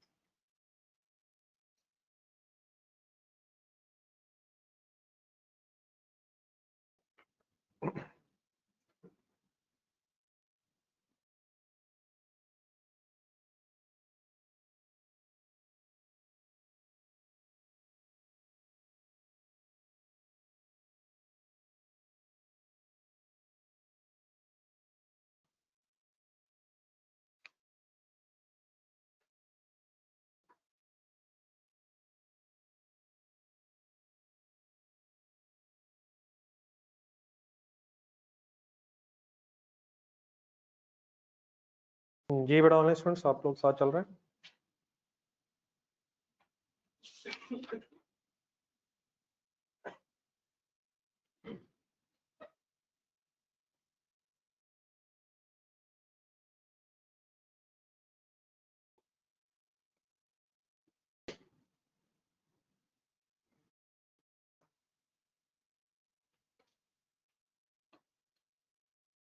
सर लाइंस लगाते हैं स्केल से बहुत अच्छे लग रहे हैं आप, लेकिन एग्जाम में टाइम वेस्टिंग है सर। मुझे बिल्कुल बुरा नहीं लग रहा जो आप कर रहे हैं, लेकिन एग्जाम में इसका बहुत टाइम वेस्ट होगा। बिस्मिल्लाह पढ़ के लाइन लगाएं, इंशाल्लाह सीधी होगी। बस पूरा गुजारा होना चाहिए। मेरी सीधी है, बस इतनी काफी है। आप भी बिस्मिल्लाह पढ़ें, जितनी सीधी हो जाए बस ठीक।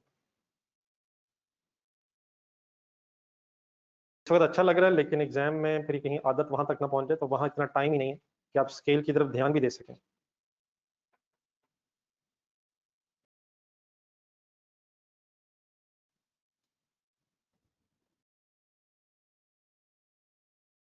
जी प्लीज, हो गया। चलिए सर, अब कैलकुलेटर की जरूरत है, और क्वेश्चन का लास्ट पैराग्राफ सामने रखना जरा। 20% reducing balance method. First year rate किससे मल्टीप्लाई होता है, और सेकंड ईयर डब्ल्यूडीवी से। पहले वर्किंग करवा दीजिएगा जरा। मशीन 1 देखें जरा, क्या कॉस्ट थी इसकी, इसे परचेज कब किया था। क्या 2012 में इस मशीन पे पूरे साल की डेप्रिसिएशन आएगी, 1 जनवरी 12। तो 2012 में इस मशीन का फर्स्ट ईयर था और पूरे साल की डेप्रिसिएशन है। तो 50,000 लिखें कैलकुलेटर पे, मल्टीप्लाइड बाय 20% करें। 10,000 किस साल की डेप्रिसिएशन आ गई।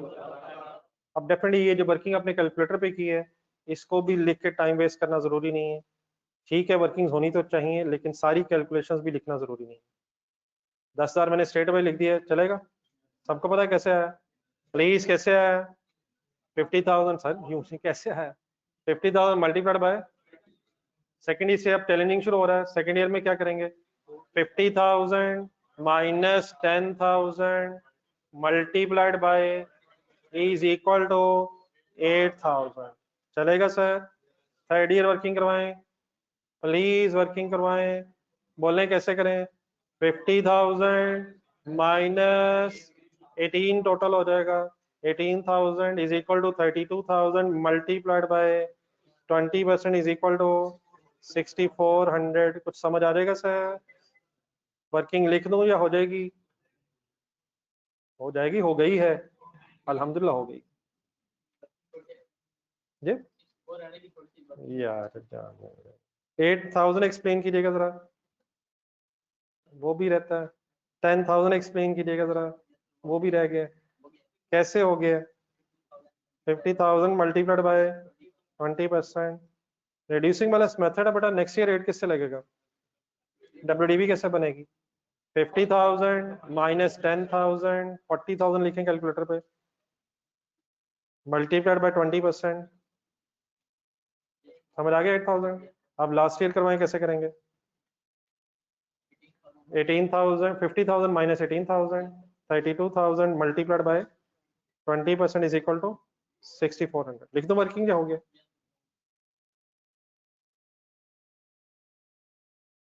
क्लियर हुआ प्लीज? Any other confusion? इन तीनों का सम करें जरा। अब ये 24,400 क्या है, पूरा वर्ड्स बोलिएगा जरा। ये मशीन नंबर 1 की क्यूमुलेटेड डेप्रिसिएशन आ गई पिछले 3 सालों। डन हो गया? साथ में आगे ना चले। नहीं कंफ्यूजन? स्टार्ट करो मशीन 2। ये मशीन 2 कब आई? 1 जुलाई 2013 में। तो 2012 में इस पे कितनी डेप्रिसिएशन आएगी? इन्ना लिल्लाहि व इन्ना इलैहि राजिऊन। ये मशीन कब आई? 1 जुलाई 2013 में। तो 2012 में इसकी डेप्रिसिएशन कितनी आएगी? 0। तो 12 तो पहले फाइनल कर लेना, कॉलम बना हुआ। ये ना बाद में कहें ये कॉलम खाली क्यों रह गया। प्लीज मशीन कब आई? 13 में। तो 12 में तो डेप्रिसिएशन नहीं आएगी। अब आए 13 में, कॉस्ट कितनी है? लिखे कैलकुलेटर पे, 20,000 मल्टीप्लाइड बाय 20%। मशीन नंबर 2 का पहला साल 2013 था, लेकिन मल्टीप्लाइड बाय 6/12 होगा। ये 6/12 अचानक कहाँ से आ गया? 6 महीने सबने गिन लिए। अच्छा प्लीज आप लोग जरूर गिनिएगा, ठीक है, हमें आदत हुई हुई है, लेकिन आप लोग जुलाई टू दिसंबर गिन लेंगे कितने महीने बनते हैं। जिसको कंफ्यूजन है गिन लें जरा। जुलाई, अगस्त, सितंबर, अक्टूबर, नवंबर, दिसंबर। ये ना हो कि डेप्रिसिएशन के कॉन्सेप्ट तो ठीक हो लेकिन मंथ्स में ही गलती हो जाए। तो प्लीज 2013 में ये मशीन कितना अरसा इस्तेमाल हुई है, तो कैसे सॉल्व करें फिगर?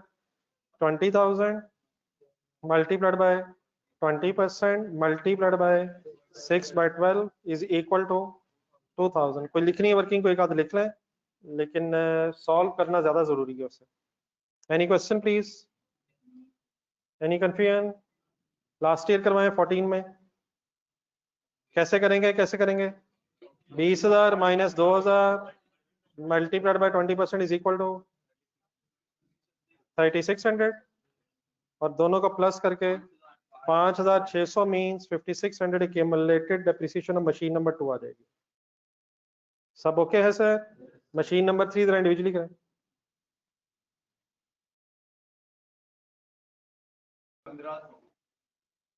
2012 में क्यों नहीं? 13 में क्यों नहीं? आई किस साल है? तो फर्स्ट ईयर ही 2014 है। तो 15,000 multiplied by 20% and multiplied by once again 6 months बन रहे हैं, July to December. 1500 please clear है? और इसी मशीन नंबर 3 की एक्यूमुलेटेड भी 1500 ही हो जाएगी।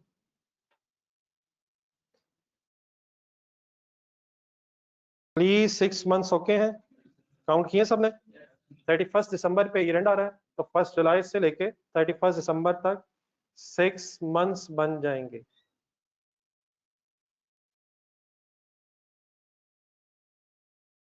Any question please? एक छोटा सा काम और करें जरा, इन रिस्पेक्टिव ईयर्स का टोटल करें जरा। 12, 13, 14 और देन टोटल का भी।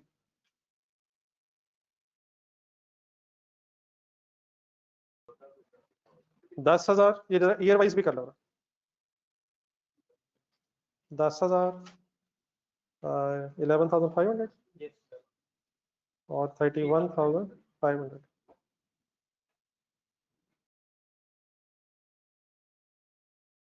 ईयर वाइज भी कैंडी में टोटल करें, मैं इधर आपको एक चीज याद करवा दूंगा।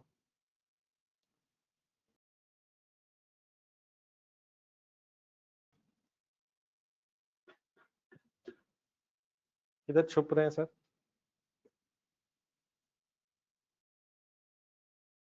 ये ईयर वाइज टोटल ठीक है जी। ये बेटा 10,000 क्या है? पहला 10 2012 की डेप्रिसिएशन, 2013 की, 2014 की और एक्यूमुलेटेड। अपने जहन में ट्राई किया करें प्लीज, अपने जहन में एक एक्यूमुलेटेड डेप्रिसिएशन का लेजर खोलें जरा। खोला प्लीज। टी के ऊपर क्या लिखा हुआ है? Accumulated depreciation. 2012 से शुरू करें। 2012 का क्वेश्चन देख के जरा ब्रॉड डाउन बताएं, एक्यूमुलेटेड डेप्रिसिएशन का ब्रॉड डाउन। नो, ना करें ना करें ना करें, कम ऑन। 2012 का बेटा ब्रॉड डाउन नहीं होगा। क्वेश्चन देखें जरा। 2012 के स्टार्ट पे एसेट्स भी नहीं थे। एसेट्स भी कब आए हैं? 2012 के स्टार्ट में। ब्रॉड डाउन कब होता? अगर पिछले सालों 11 से एसेट्स आ रहे होते, तो एसेट्स भी नहीं थे और 2012 का देर पर एक्यूमुलेटेड एप्रिसिएशन का ब्रॉड डाउन भी नहीं होगा। ये 10,000 क्या है? इसकी एंट्री बताएं 2012 में क्या हुई होगी? Depreciation debit, accumulated depreciation credit. फिर ये 10,000 फर्स्ट ईयर का क्लोजिंग बैलेंस बना होगा।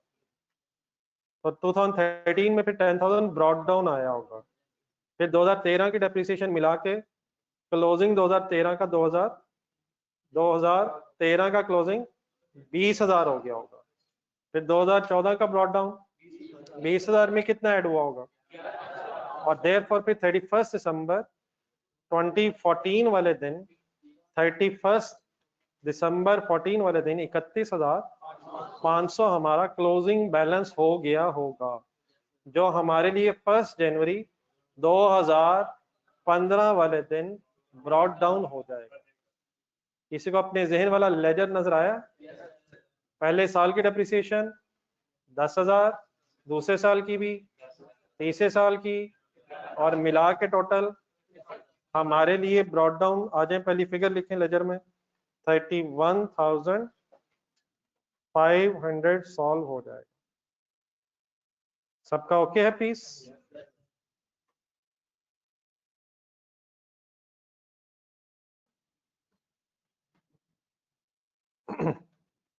Any confusion? Online student please. जी इस वक्त बेटा हम ब्रॉड डाउन ढूंढ रहे हैं। सबसे इंपॉर्टेंट एक और डिस्कशन अभी आ रही है, डिस्पोजल अकाउंट में है। डिस्पोजल अकाउंट का ब्रॉड डाउन ढूंढना है।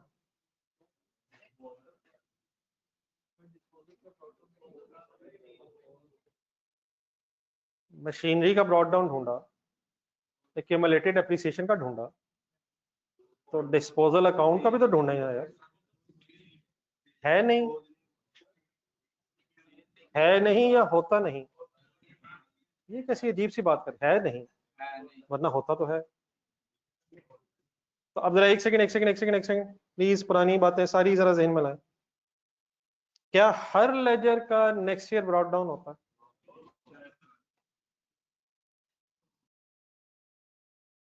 ब्रॉड डाउन सिर्फ, बात मेरी पूरी सुनिए प्लीज, कंसिडरेशन से। ब्रॉड डाउन बेटा सिर्फ उन लेजर्स के होते हैं जो स्टेटमेंट ऑफ फाइनेंशियल पोजीशन से रिलेटेड हेड्स होते हैं। एसेट्स, लायबिलिटीज और इक्विटी या कैपिटल के ब्रॉड डाउन होते हैं। ये स्टेटमेंट ऑफ फाइनेंशियल पोजीशन के जो एसेट्स, लायबिलिटीज और इक्विटी के हेड्स हैं, ये एज ऑन कैलकुलेट होते हैं। जरा प्रॉफिट एंड लॉस ध्यान में लाएं। क्या incomes and expenses for the year calculate होते हैं या वो भी एज ऑन कैलकुलेट होते हैं? बात को जरा सही तरह से समझ लें। जरा एक सेकंड बोर्ड पर देखें जरा, मुझे जरा क्रेडिट सेल की एंट्री करवाएं जरा।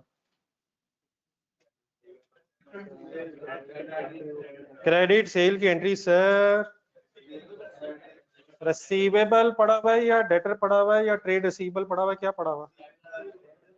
रिसीवेबल चलेगा? रिसीवेबल या debtor debit and cell credit. मैं एंट्री के जरा लेजर्स बना रहा हूं। अगर क्रेडिट सेल हो तो रिसीवेबल डेबिट सेल क्रेडिट। अब डेफिनेटली अगर कोई डेटर बोल रहा है तो रिसीवेबल या debtor we can say. Let's assume 1 lakh की फिगर है, तो रिसीवेबल डेबिट 1 लाख, सेल्स का रेफरेंस आ गया, सेल क्रेडिट 1 लाख, रिसीवेबल का रेफरेंस आ गया।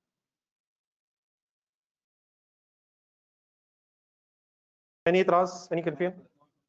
अब लेट्स अज्यूम और कोई ट्रांजैक्शन नहीं है इस साल, बस सपोज देखिए मैं ये लेजर बैलेंस करूं तो 1 लाख रिसीवेबल का डेबिट बैलेंस आ गया। लेट्स अज्यूम ये पैसे भी नहीं आए,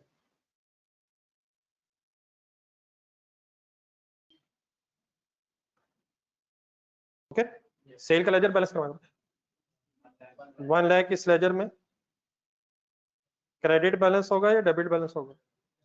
प्लीज यार ये तो बता दें क्या होगी। सेल का क्रेडिट बैलेंस होगा। नया काम यहां तक मैंने किया। अब नेक्स्ट ईयर आएगा, यही लेजर्स अगर नेक्स्ट ईयर मैं कंटिन्यू करूं, नेक्स्ट ईयर में कब ब्रॉड डाउन होगा रिसीवेबल का, और सेल का भी ब्रॉड डाउन होगा।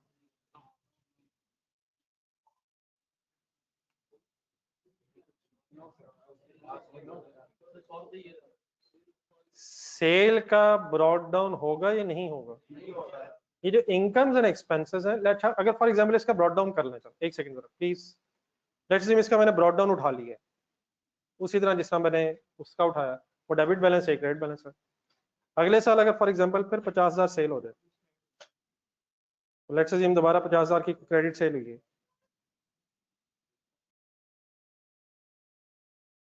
50,000 रिसीवेबल डेबिट, सेल क्रेडिट, ऐसे ही ना? तो अब जब सेल का लेजर अगर मैं इस तरह करके बैलेंस करूं तो अब इसका 1.5 लाख बैलेंस आ जाएगा और रिसीवेबल का भी 150 होगा। नहीं समझ आ रहा प्रॉब्लम क्या होगा?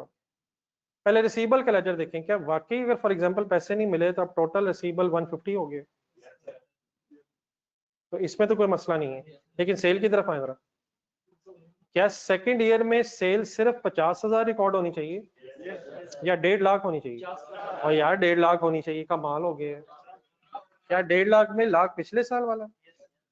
तो statement of profit and loss जो होती है ये हर साल की अलग अलग बनती है, इसमें इनकम और expenses for the year calculate होते हैं। देयरफॉर इनकम्स और एक्सपेंसेस के लेजर में नेक्स्ट ईयर ब्रॉड डाउन उठाए नहीं जाते हैं। उठाए जा सकते हैं अगर उठाएं, लेकिन वो लॉजिकली ठीक नहीं रहेगा। मींस पहले साल की sale 1 lakh profit and loss में चली गई है और दूसरे साल की सेल अब 1.5 लाख रुपए प्रॉफिट लॉस में नहीं जानी चाहिए। कितनी जानी चाहिए? तो प्रॉफिट एंड लॉस स्टेटमेंट के जो हेड्स हैं वो कौन कौन से हैं? इनकम्स और एक्सपेंसेस फॉर द ईयर होते हैं, इसलिए इनकम्स और एक्सपेंसेस के लेजर्स में ब्रॉड डाउन नहीं होते। ब्रॉड डाउन बैलेंसेस सिर्फ कहाँ होते हैं? Statement of financial position heads कौन कौन से होते हैं? एसेट्स, लायबिलिटीज और इनकम। इन अदर वर्ड्स, अगर मैंने नेक्स्ट ईयर का सेल का लेजर बनाना भी है तो मैं कहां से शुरू करूंगा? विदाउट ब्रॉड डाउन शुरू करूंगा, विच मींस सेकंड ईयर की सेल बस कितनी कैलकुलेट होगी? जो इस साल से रिलेटेड है। अगर मैंने थर्ड ईयर का सेल का लेजर बनाना है तो कहां से शुरू करूं? ब्रॉड डाउन से शुरू नहीं करूंगा, बस करंट ईयर की ट्रांजैक्शंस लिख के उसको बैलेंस कर दूंगा और वो बैलेंस फिर प्रॉफिट एंड लॉस में जाके इनकम्स और एक्सपेंसेस प्रॉफिट एंड लॉस में प्रॉफिट में कन्वर्ट हो जाते हैं। ये मेरी बात प्लीज समझ आ गई सही? इनकम्स और expenses for the year calculate होते हैं। कभी प्रॉफिट एंड लॉस स्टेटमेंट आपने बनाई है तो उसके नीचे किसी को पता है क्या लिखते हैं? स्टेटमेंट ऑफ प्रॉफिट लॉस के बाद एज ऑन नहीं लिखते प्लीज, फॉर द ईयर लिखते हैं, फॉर द ईयर। लेकिन स्टेटमेंट ऑफ फाइनेंशियल पोजीशन के नीचे हमेशा के लिखते हैं एज ऑन। का मतलब होता है ये क्लोजिंग बैलेंसेस हैं जो नेक्स्ट ईयर फिर ओपनिंग बन जाएंगे। तो ओपनिंग बैलेंसेस सिर्फ किन लेजर्स में होते हैं? एसेट्स, लायबिलिटीज एंड इक्विटी कहना है या इक्विटी कहना है या कैपिटल कहना तो कैपिटल कहना है। तो in other word statement of financial position के जो हेड्स हैं उनके ब्रॉड डाउन बैलेंसेस कैलकुलेट होते हैं, इनकम्स और expenses for the year calculate होते हैं। देयरफॉर इन लेजर्स में ब्रॉड डाउन बैलेंस नहीं होता है। अब एक सेकंड के लिए जरा डिस्पोजल अकाउंट देखें जो आपने बनाया। ये डिस्पोजल अकाउंट जो है इसमें क्या आना है? इसमें क्या कैलकुलेट होना है? या गेन कैलकुलेट होना है या लॉस होना है? तो गेन हो या लॉस हो, क्या वो प्रॉफिट एंड लॉस से रिलेटेड है? तो क्या हर साल का गेन लॉस अलग कैलकुलेट होगा? तो अगर डिस्पोजल अकाउंट आप बना रहे हैं तो वो हर साल का अलहदा बनाया जाएगा, तो उसमें कोई ब्रॉड डाउन का कॉन्सेप्ट ही नहीं। लेकिन मेरी बात जरा कंक्लूड हो जाएगी, मुझे भी आइडिया हो जाएगा मैं क्या समझा सका हूँ। आपने जरा लेजर में देखें कि क्यूमुलेटेड एप्रिसिएशन का भी तो लेजर है, तो एक्यूमुलेटेड एप्रिसिएशन भी तो प्रॉफिट एंड लॉस से रिलेटेड है, तो इसका ब्रॉड डाउन कहाँ से आ गया? ये मेरे साथ बनता यही था, कितने गुस्से से ही आना चाहिए था जवाब। ये कौन सा प्रॉफिट लॉस का लेजर है? ये डेप्रिसिएशन का लेजर नहीं है। अगर डेप्रिसिएशन का लेजर हो तो क्या उसमें ब्रॉड डाउन होगा? डेप्रिसिएशन प्रॉफिट एंड लॉस से रिलेटेड है, तो वो हर साल का एक्सपेंस अलग कैलकुलेट होगा। लेकिन accumulated depreciation relates to asset, इसका प्रॉफिट एंड लॉस से कोई ताल्लुक नहीं है, इसलिए एक्यूमुलेटेड डेप्रिसिएशन का लेजर का ब्रॉड डाउन होगा। दिस ब्रॉड डाउन 31,500 देखें जरा, this brought down is reflecting कि हमारा एसेट कम हो गया। तो क्या accumulated depreciation is a profit and loss statement head या statement of financial position head? इससे जाना कहाँ होता है वैसे? किस जगह जाना होता है? एसेट्स में से लेस होना होता है। तो एक्यूमुलेटेड डेप्रिसिएशन का ब्रॉड डाउन होने पे आई होप कि कोई इतराज नहीं है। Why there should not be any balance of disposal account? It relates to profit and loss, और देयरफॉर प्रॉफिट एंड लॉस के हेड्स की अमाउंट्स हर साल जीरो से दोबारा कैलकुलेट होती हैं, ईयर वाइज कैलकुलेट होती हैं। लेट्स अज्यूम, एक आखिरी चीज क्वेश्चन की रिक्वायरमेंट जरा देखें। लेट्स अज्यूम अगर वो हमसे कहता और क्वेश्चन में इंफॉर्मेशन होती कि 2015 के साथ साथ 16 की वर्किंग भी करें, तो क्या 15 का डिस्पोजल अकाउंट अलहदा और 2016 का अलहदा बनता?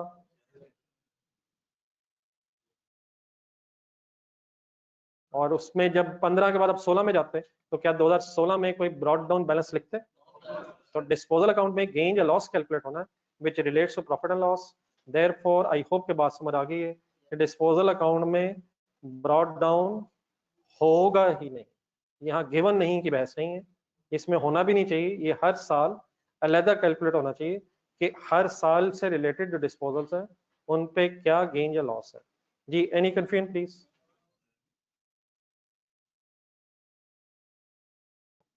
चले फिर आगे। तो अल्हम्दुलिल्लाह ये हमारे बेटा लेजर्स हैं, हमें जहां जहां ब्रॉड डाउन थे वो मिल गए हैं। अब हमने बस अपना सवाल देख के 2015 के एंगल से इंफॉर्मेशन कंप्लीट करनी है।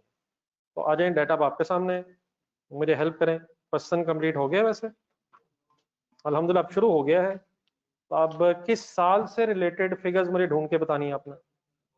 2015, बेहतरीन वर्ड्स हो गए हैं, ढूंढे नहीं। क्या 2015 में कोई ऐसा काम हुआ है जिससे हमारे इन लेजर्स में चेंज आए? जी कौन सी डेट की बहस हो रही है?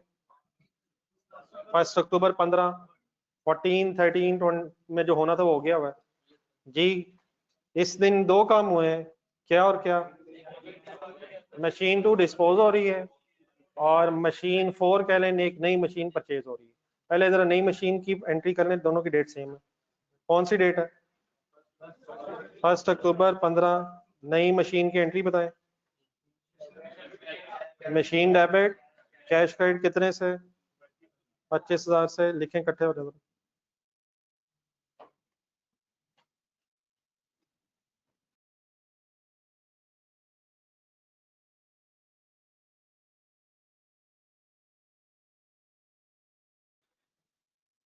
अब डेफिनेटली मैंने मशीन के लेजर में डेबिट किया है, कैश का लेजर वंस अगेन रिक्वायर्ड नहीं है, वरना कैश के लेजर में इसे क्रेडिट साइड पे जरूर by the reference of machinery appear होना चाहिए, बल्कि चाहिए नहीं, जरूर होगा। मशीनरी डेबिट हो रही है और कौन सा लेजर क्रेडिट हो रहा है? Any confusion please?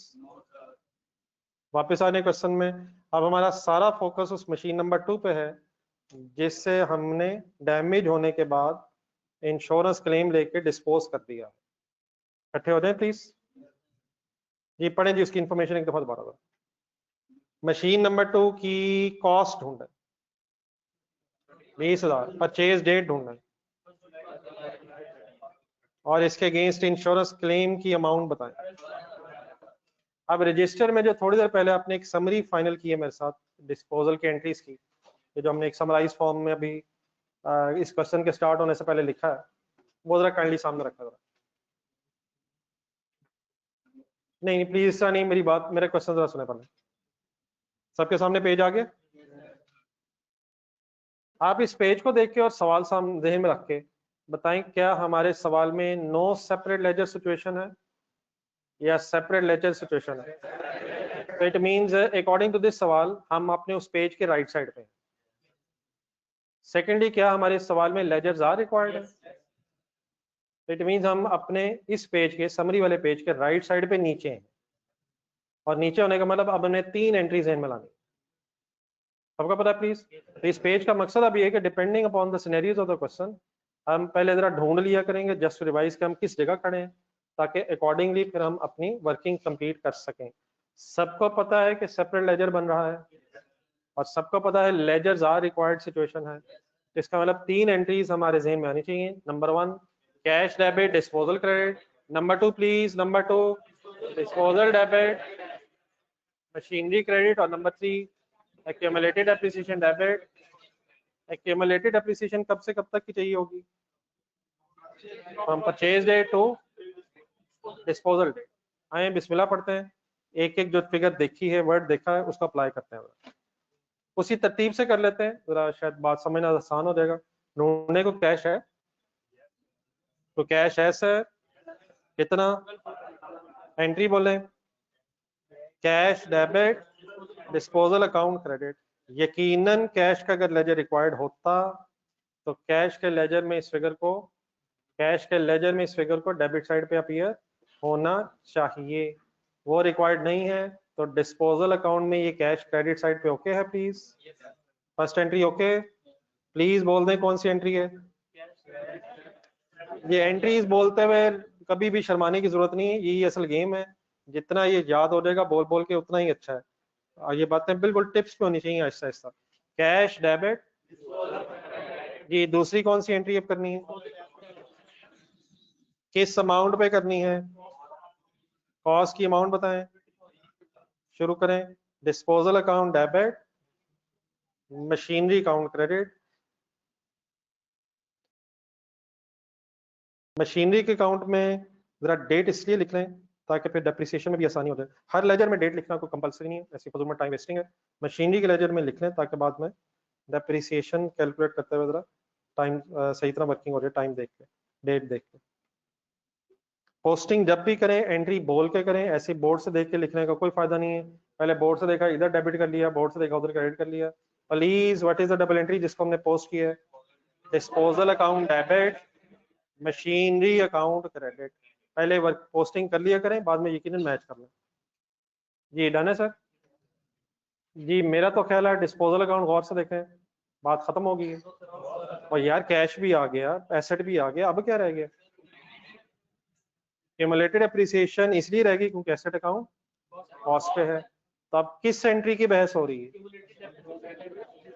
उसके जरा रेफरेंसेस लिख लें, फिर वो फिगर फाइंड आउट करनी पड़नी है। Accumulated appreciation debit and disposal account credit.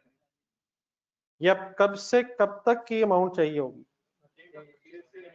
Date of purchase से लेके डेट ऑफ डिस्पोजल तक। तो आए जरा एक वर्किंग नंबर 2 की तरफ, एक वर्किंग नंबर 2 करते हैं साफ सुथरी, ताकि बाद में रिवाइज भी हो जाए।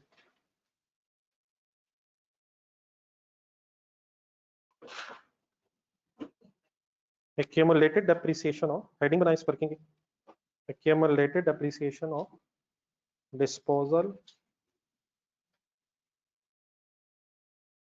as on 1st October 2015। कब से लेके कब तक सोचना है? परचेज डेट से लेके disposal date means 1st of October 2015 तक सोचना। ये हेडिंग क्लियर है मेरी? सोच लें अच्छी तरह।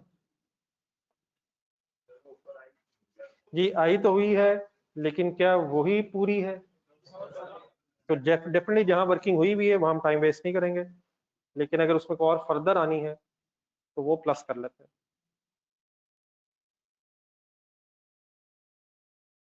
जी ओके प्लीज हेडिंग। तो भाई ने सही कहा जी, आप जरा वर्किंग 1 देखें, वर्किंग 2 से पहले जरा वर्किंग 1 एक नजर दोबारा देखें। मशीन नंबर 2 की बहस हो रही है। क्या ऑलरेडी हम मशीन नंबर 2 की पिछले साल के एंड तक एक्यूमुलेटेड एप्रिसिएशन 5600 कैलकुलेट कर चुके हैं, लेकिन क्या ये डिस्पोजल डेट तक है या पिछले साल के एंड तक है? पिछले साल के एंड का मतलब 31 दिसंबर 2014 तक की। हमें किस दिन तक की चाहिए? क्या 2015 वाले साल में भी ये एसेट कुछ ऐसा यूज हुआ लग रहा है? बताएंगे कितने मंथ्स? काउंट किया करें प्लीज। जनवरी टू कहां तक गिनना है? अक्टूबर भी गिनना है? अक्टूबर का जस्ट स्टार्ट है तो सितंबर तक गिनना है। तो अक्टूबर नवंबर दिसंबर सॉरी जनवरी फरवरी मार्च अप्रैल मई जून जुलाई अगस्त सितंबर नहीं गिनेंगे तो पता नहीं कितने बना लेंगे, 9 बनते हैं शायद। कब से कब तक काउंट कर रहे हैं? डिस्पोजल से पहले जो फर्दर मंथ्स यूज हुए हैं, आई होप के 9 मंथ्स बनते हैं। तो 5600 पिछले 1.5 ईयर की डेप्रिसिएशन ऑलरेडी कैलकुलेट हुई भी है, उसमें अगर हम करंट ईयर के 9 मंथ्स की डेप्रिसिएशन और ऐड कर लें तो डिस्पोजल डेट तक हमारी टोटल एक्यूमुलेटेड डेप्रिसिएशन फाइनल हो जाएगी। ठीक है प्लीज। तो वर्किंग में इस तरह से लिख लें, अप टू 31 दिसंबर 2014। ये फिगर तो वर्किंग नंबर 1 से आपने उठा ली 5600। समझ आ गया? समझ आ गया सर? लेकिन इसमें प्लस अभी आपने करना है 9 मंथ्स की डेप्रिसिएशन को। ये एक मिनट जरा यहाँ तक आ जाए, फिर मैं या बल्कि के करवाना तो करवा दें, बल्कि अच्छा है जरा। ये समझ आ रहा है? इसमें भी प्लस होना है। इस साल के कितने मंथ्स? इस साल के 9 मंथ्स की डेप्रिसिएशन की तरह वर्किंग करवाएं। करवाएं सर, करवाएं प्लीज, करवाएं करवाएं। फिगर बताएं ना, फिगर बताएं। 20,000 multiplied by 20%, reducing balance method है, थर्ड ईयर है, तो ध्यान से देखें चीजें। 20,000 माइनस माइनस माइनस 5,600। पहले WDV बनाएं प्लीज प्लीज प्लीज। समझ आ गया क्या हो रहा है? Multiplied by 20%, multiplied by 9/12। कौन से 9 प्लीज, एक दफा दोबारा। January to September is equal to नहीं 2160 शायद। सर कैलकुलेटर अलाउड है सर, ना करो यार प्लीज। लास्ट लाइन में से कोई फिगर बताए यार, last lines depreciation please please please. इतनी सरप्राइजिंग न्यूज क्यों है मेरा सवाल पूछना? प्लीज वैसे ही है प्लीज यार। नहीं यार 21 तो व्हाट वाज 5600, ये पिछले साल के एंड तक की cumulated plus 2160 is equal to current year की depreciation. What should be the name of this 7760? Accumulated depreciation of disposal as on 1st October 2015।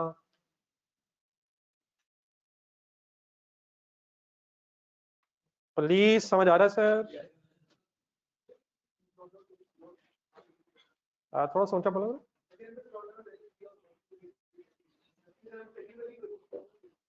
नहीं डेफिनेटली, फिर अगर ये फिगर 5600 ना होती तो हम दोबारा सॉल्व कर लेते।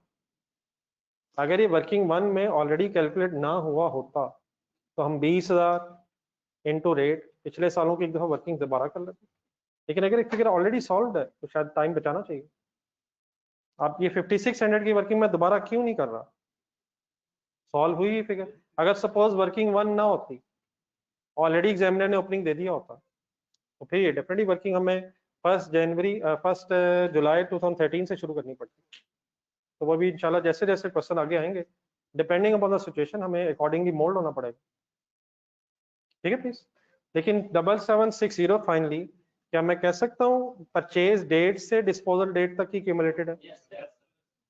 5600 कब से कब तक थी? देख के बताएं जरा वर्किंग 1 पूरा पूरा पूरा पार्टिसिपेट किया करें। 1 जुलाई 13 से लेके 31 दिसंबर 2014 तक थी, हमने फर्दर 9 मंथ्स की ऐड कर ली। ओके, क्या अब इसकी डबल एंट्री होनी है 7760 की? फिगर लिखें जी। Accumulated appreciation debit, disposal account credit 77 60।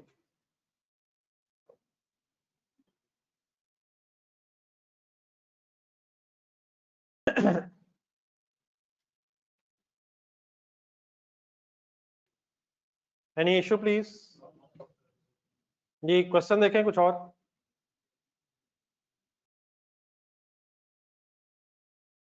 जो क्वेश्चन में इंफॉर्मेशन थी 2015 के एंगल से, उससे हमने कंप्लीट कर लिया। नहीं मतलब अकॉर्डिंग टू क्वेश्चन, अभी डेफिनेटली क्वेश्चन पूरा नहीं हुआ। जो क्वेश्चन में एडिशन डिस्पोजल की इंफॉर्मेशन थी उसकी बहस हमने कंप्लीट कर ली है। बाकी डेफिनेटली बेटा अगर लेजर आप बना रहे हैं तो इन्होंने भी बैलेंस होना। तो मैं ये नहीं कह रहा क्वेश्चन कंप्लीट हो गए, लेकिन क्या क्वेश्चन की जो इंफॉर्मेशन अवेलेबल है उसे हमने लिख लिया है। तो फाइनल स्टेप ये है कि अब हम इन लेजर्स को गौर से देखते हैं और डिसाइड करते हैं कि क्या फर्दर तो नहीं कुछ आना।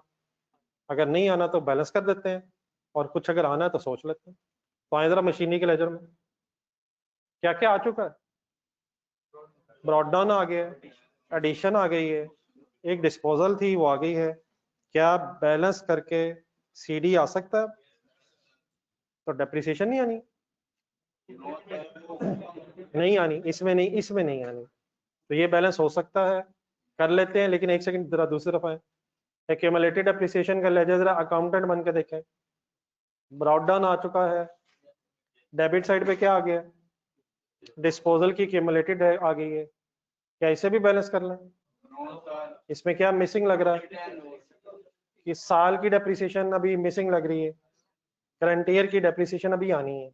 किस एंट्री की बात करने लगा हूं? वर्किंग वन देखें, वर्किंग वन में 2015 की डेप्रिसिएशन आनी गई, आनी गई सर, आनी गई। वो तो पिछले नहीं आई बेटा प्लीज, 2015 की, 2015 की कहाँ है ये यार? ये तो मजाक सवाल था वैसे मेरा। हमने 2014 तक की क्यूमुलेटेड निकाली है ना। तो ड्यूरिंग द ईयर ये जो एसेट्स फर्दर यूज हुए हैं उनकी डेप्रिसिएशन अभी रहती है। तो इस साल की डेप्रिसिएशन डेबिट और एक्यूमुलेटेड डेप्रिसिएशन क्रेडिट की अभी वर्किंग हमें खुद से करनी है। क्या उस डेप्रिसिएशन इस लेजर में भी आना? किस साइड पे आना? क्रेडिट साइड पे डेप्रिसिएशन ने एक्यूमुलेटेड डेप्रिसिएशन के लेजर में आना, फिर उसके बाद इसका सीडी बैलेंस आना। तो क्या चीज अभी मिसिंग रह गई है? किस एंट्री की बहस कर रहा हूं? एक रेफरेंस लिखें, फिर उसकी अभी वर्किंग करते हैं। Depreciation debit, accumulated depreciation credit. बोल क्या रहा हूं और पोस्ट क्या कर रहा हूं? कह रहा हूं डेप्रिसिएशन डेबिट और लिख ही जा रहा हूं क्रेडिट साइड पे। ऑपोजिट रेफरेंस दे रहा हूं। मैं डेप्रिसिएशन के लेजर बना ही नहीं रहा, ये किस लेजर में लिख रहा हूं मैं? तो एक्यूमुलेटेड डेप्रिसिएशन का लेजर क्रेडिट ही हो रहा है, रेफरेंस ऑपोजिट दे रहा हूं। मैं कौन सा डेप्रिसिएशन का लेजर बना रहा हूं? एहतियातन वैसे मैंने पूछा था, लेकिन हालात डेप्रिसिएशन डेबिट और लिख क्रेडिट साइड पर रहा हूं। किस लेजर में डेबिट साइड पे ही लिखता, लेकिन वो एग्जामिनर ने रिक्वायर नहीं किया हमसे। ठीक है जी प्लीज, ठीक है सर। तो ये फिगर बेटा अभी फाइंड आउट करने के लिए हमें कौन सी वर्किंग की तरफ जाना है? कौन सी वर्किंग करनी है? वर्किंग नंबर 3 में इंशाल्लाह फिर डेप्रिसिएशन फॉर द ईयर अभी सॉल्व होनी रह गई है। चले वो अब आपने देख लिया होगा कि टाइम नहीं रहा हमारे पास आज, तो इंशाल्लाह कल यहीं से शुरू करेंगे। जितनी बातें आज हो सकी हैं, कोई कंफ्यूजन लेकर तो नहीं घर जा रहे? अच्छा एक अगर काम हो जाए तो जरा अच्छा है, आज अगर क्वेश्चन कंप्लीट हो जाता तो मैं होमवर्क भी को देता। इंशाल्लाह कल से स्टार्ट करेंगे होमवर्क। आप लोगों ने एक छोटी सी समरी मेरे साथ अभी आज बनाई है थोड़ी देर पहले। आइडियल अब ये है कि इसको घर जाके जरा एक दफा पढ़ा जाए और फिर इसे बंद करके कोई नया पेज सामने रखा जाए, और अगर खुद से इस पेज को एक दफा बना लेंगे तो होपफुली फिर ये चीजें खुद से याद हो जाएंगी। हो सकता है। तो इस पेज को अच्छी तरह जाके 2-3 मिनट पहले रिवाइज करें, 5-10 मिनट दें, और बाद में फिर बगैर देखे ये पूरा पेज इंडिविजुअली बनाने की कोशिश करें। क्या जो पेज आप आज बनाएंगे वो मुझे कल दिखा सकते हैं? घर वाले रजिस्टर पे ना बनाइएगा, ये क्लास वाले रजिस्टर पे कहीं बना लीजिएगा ताकि मैं भी कल देख सकूं। अल्लाह हाफिज, थैंक यू फॉर कमिंग।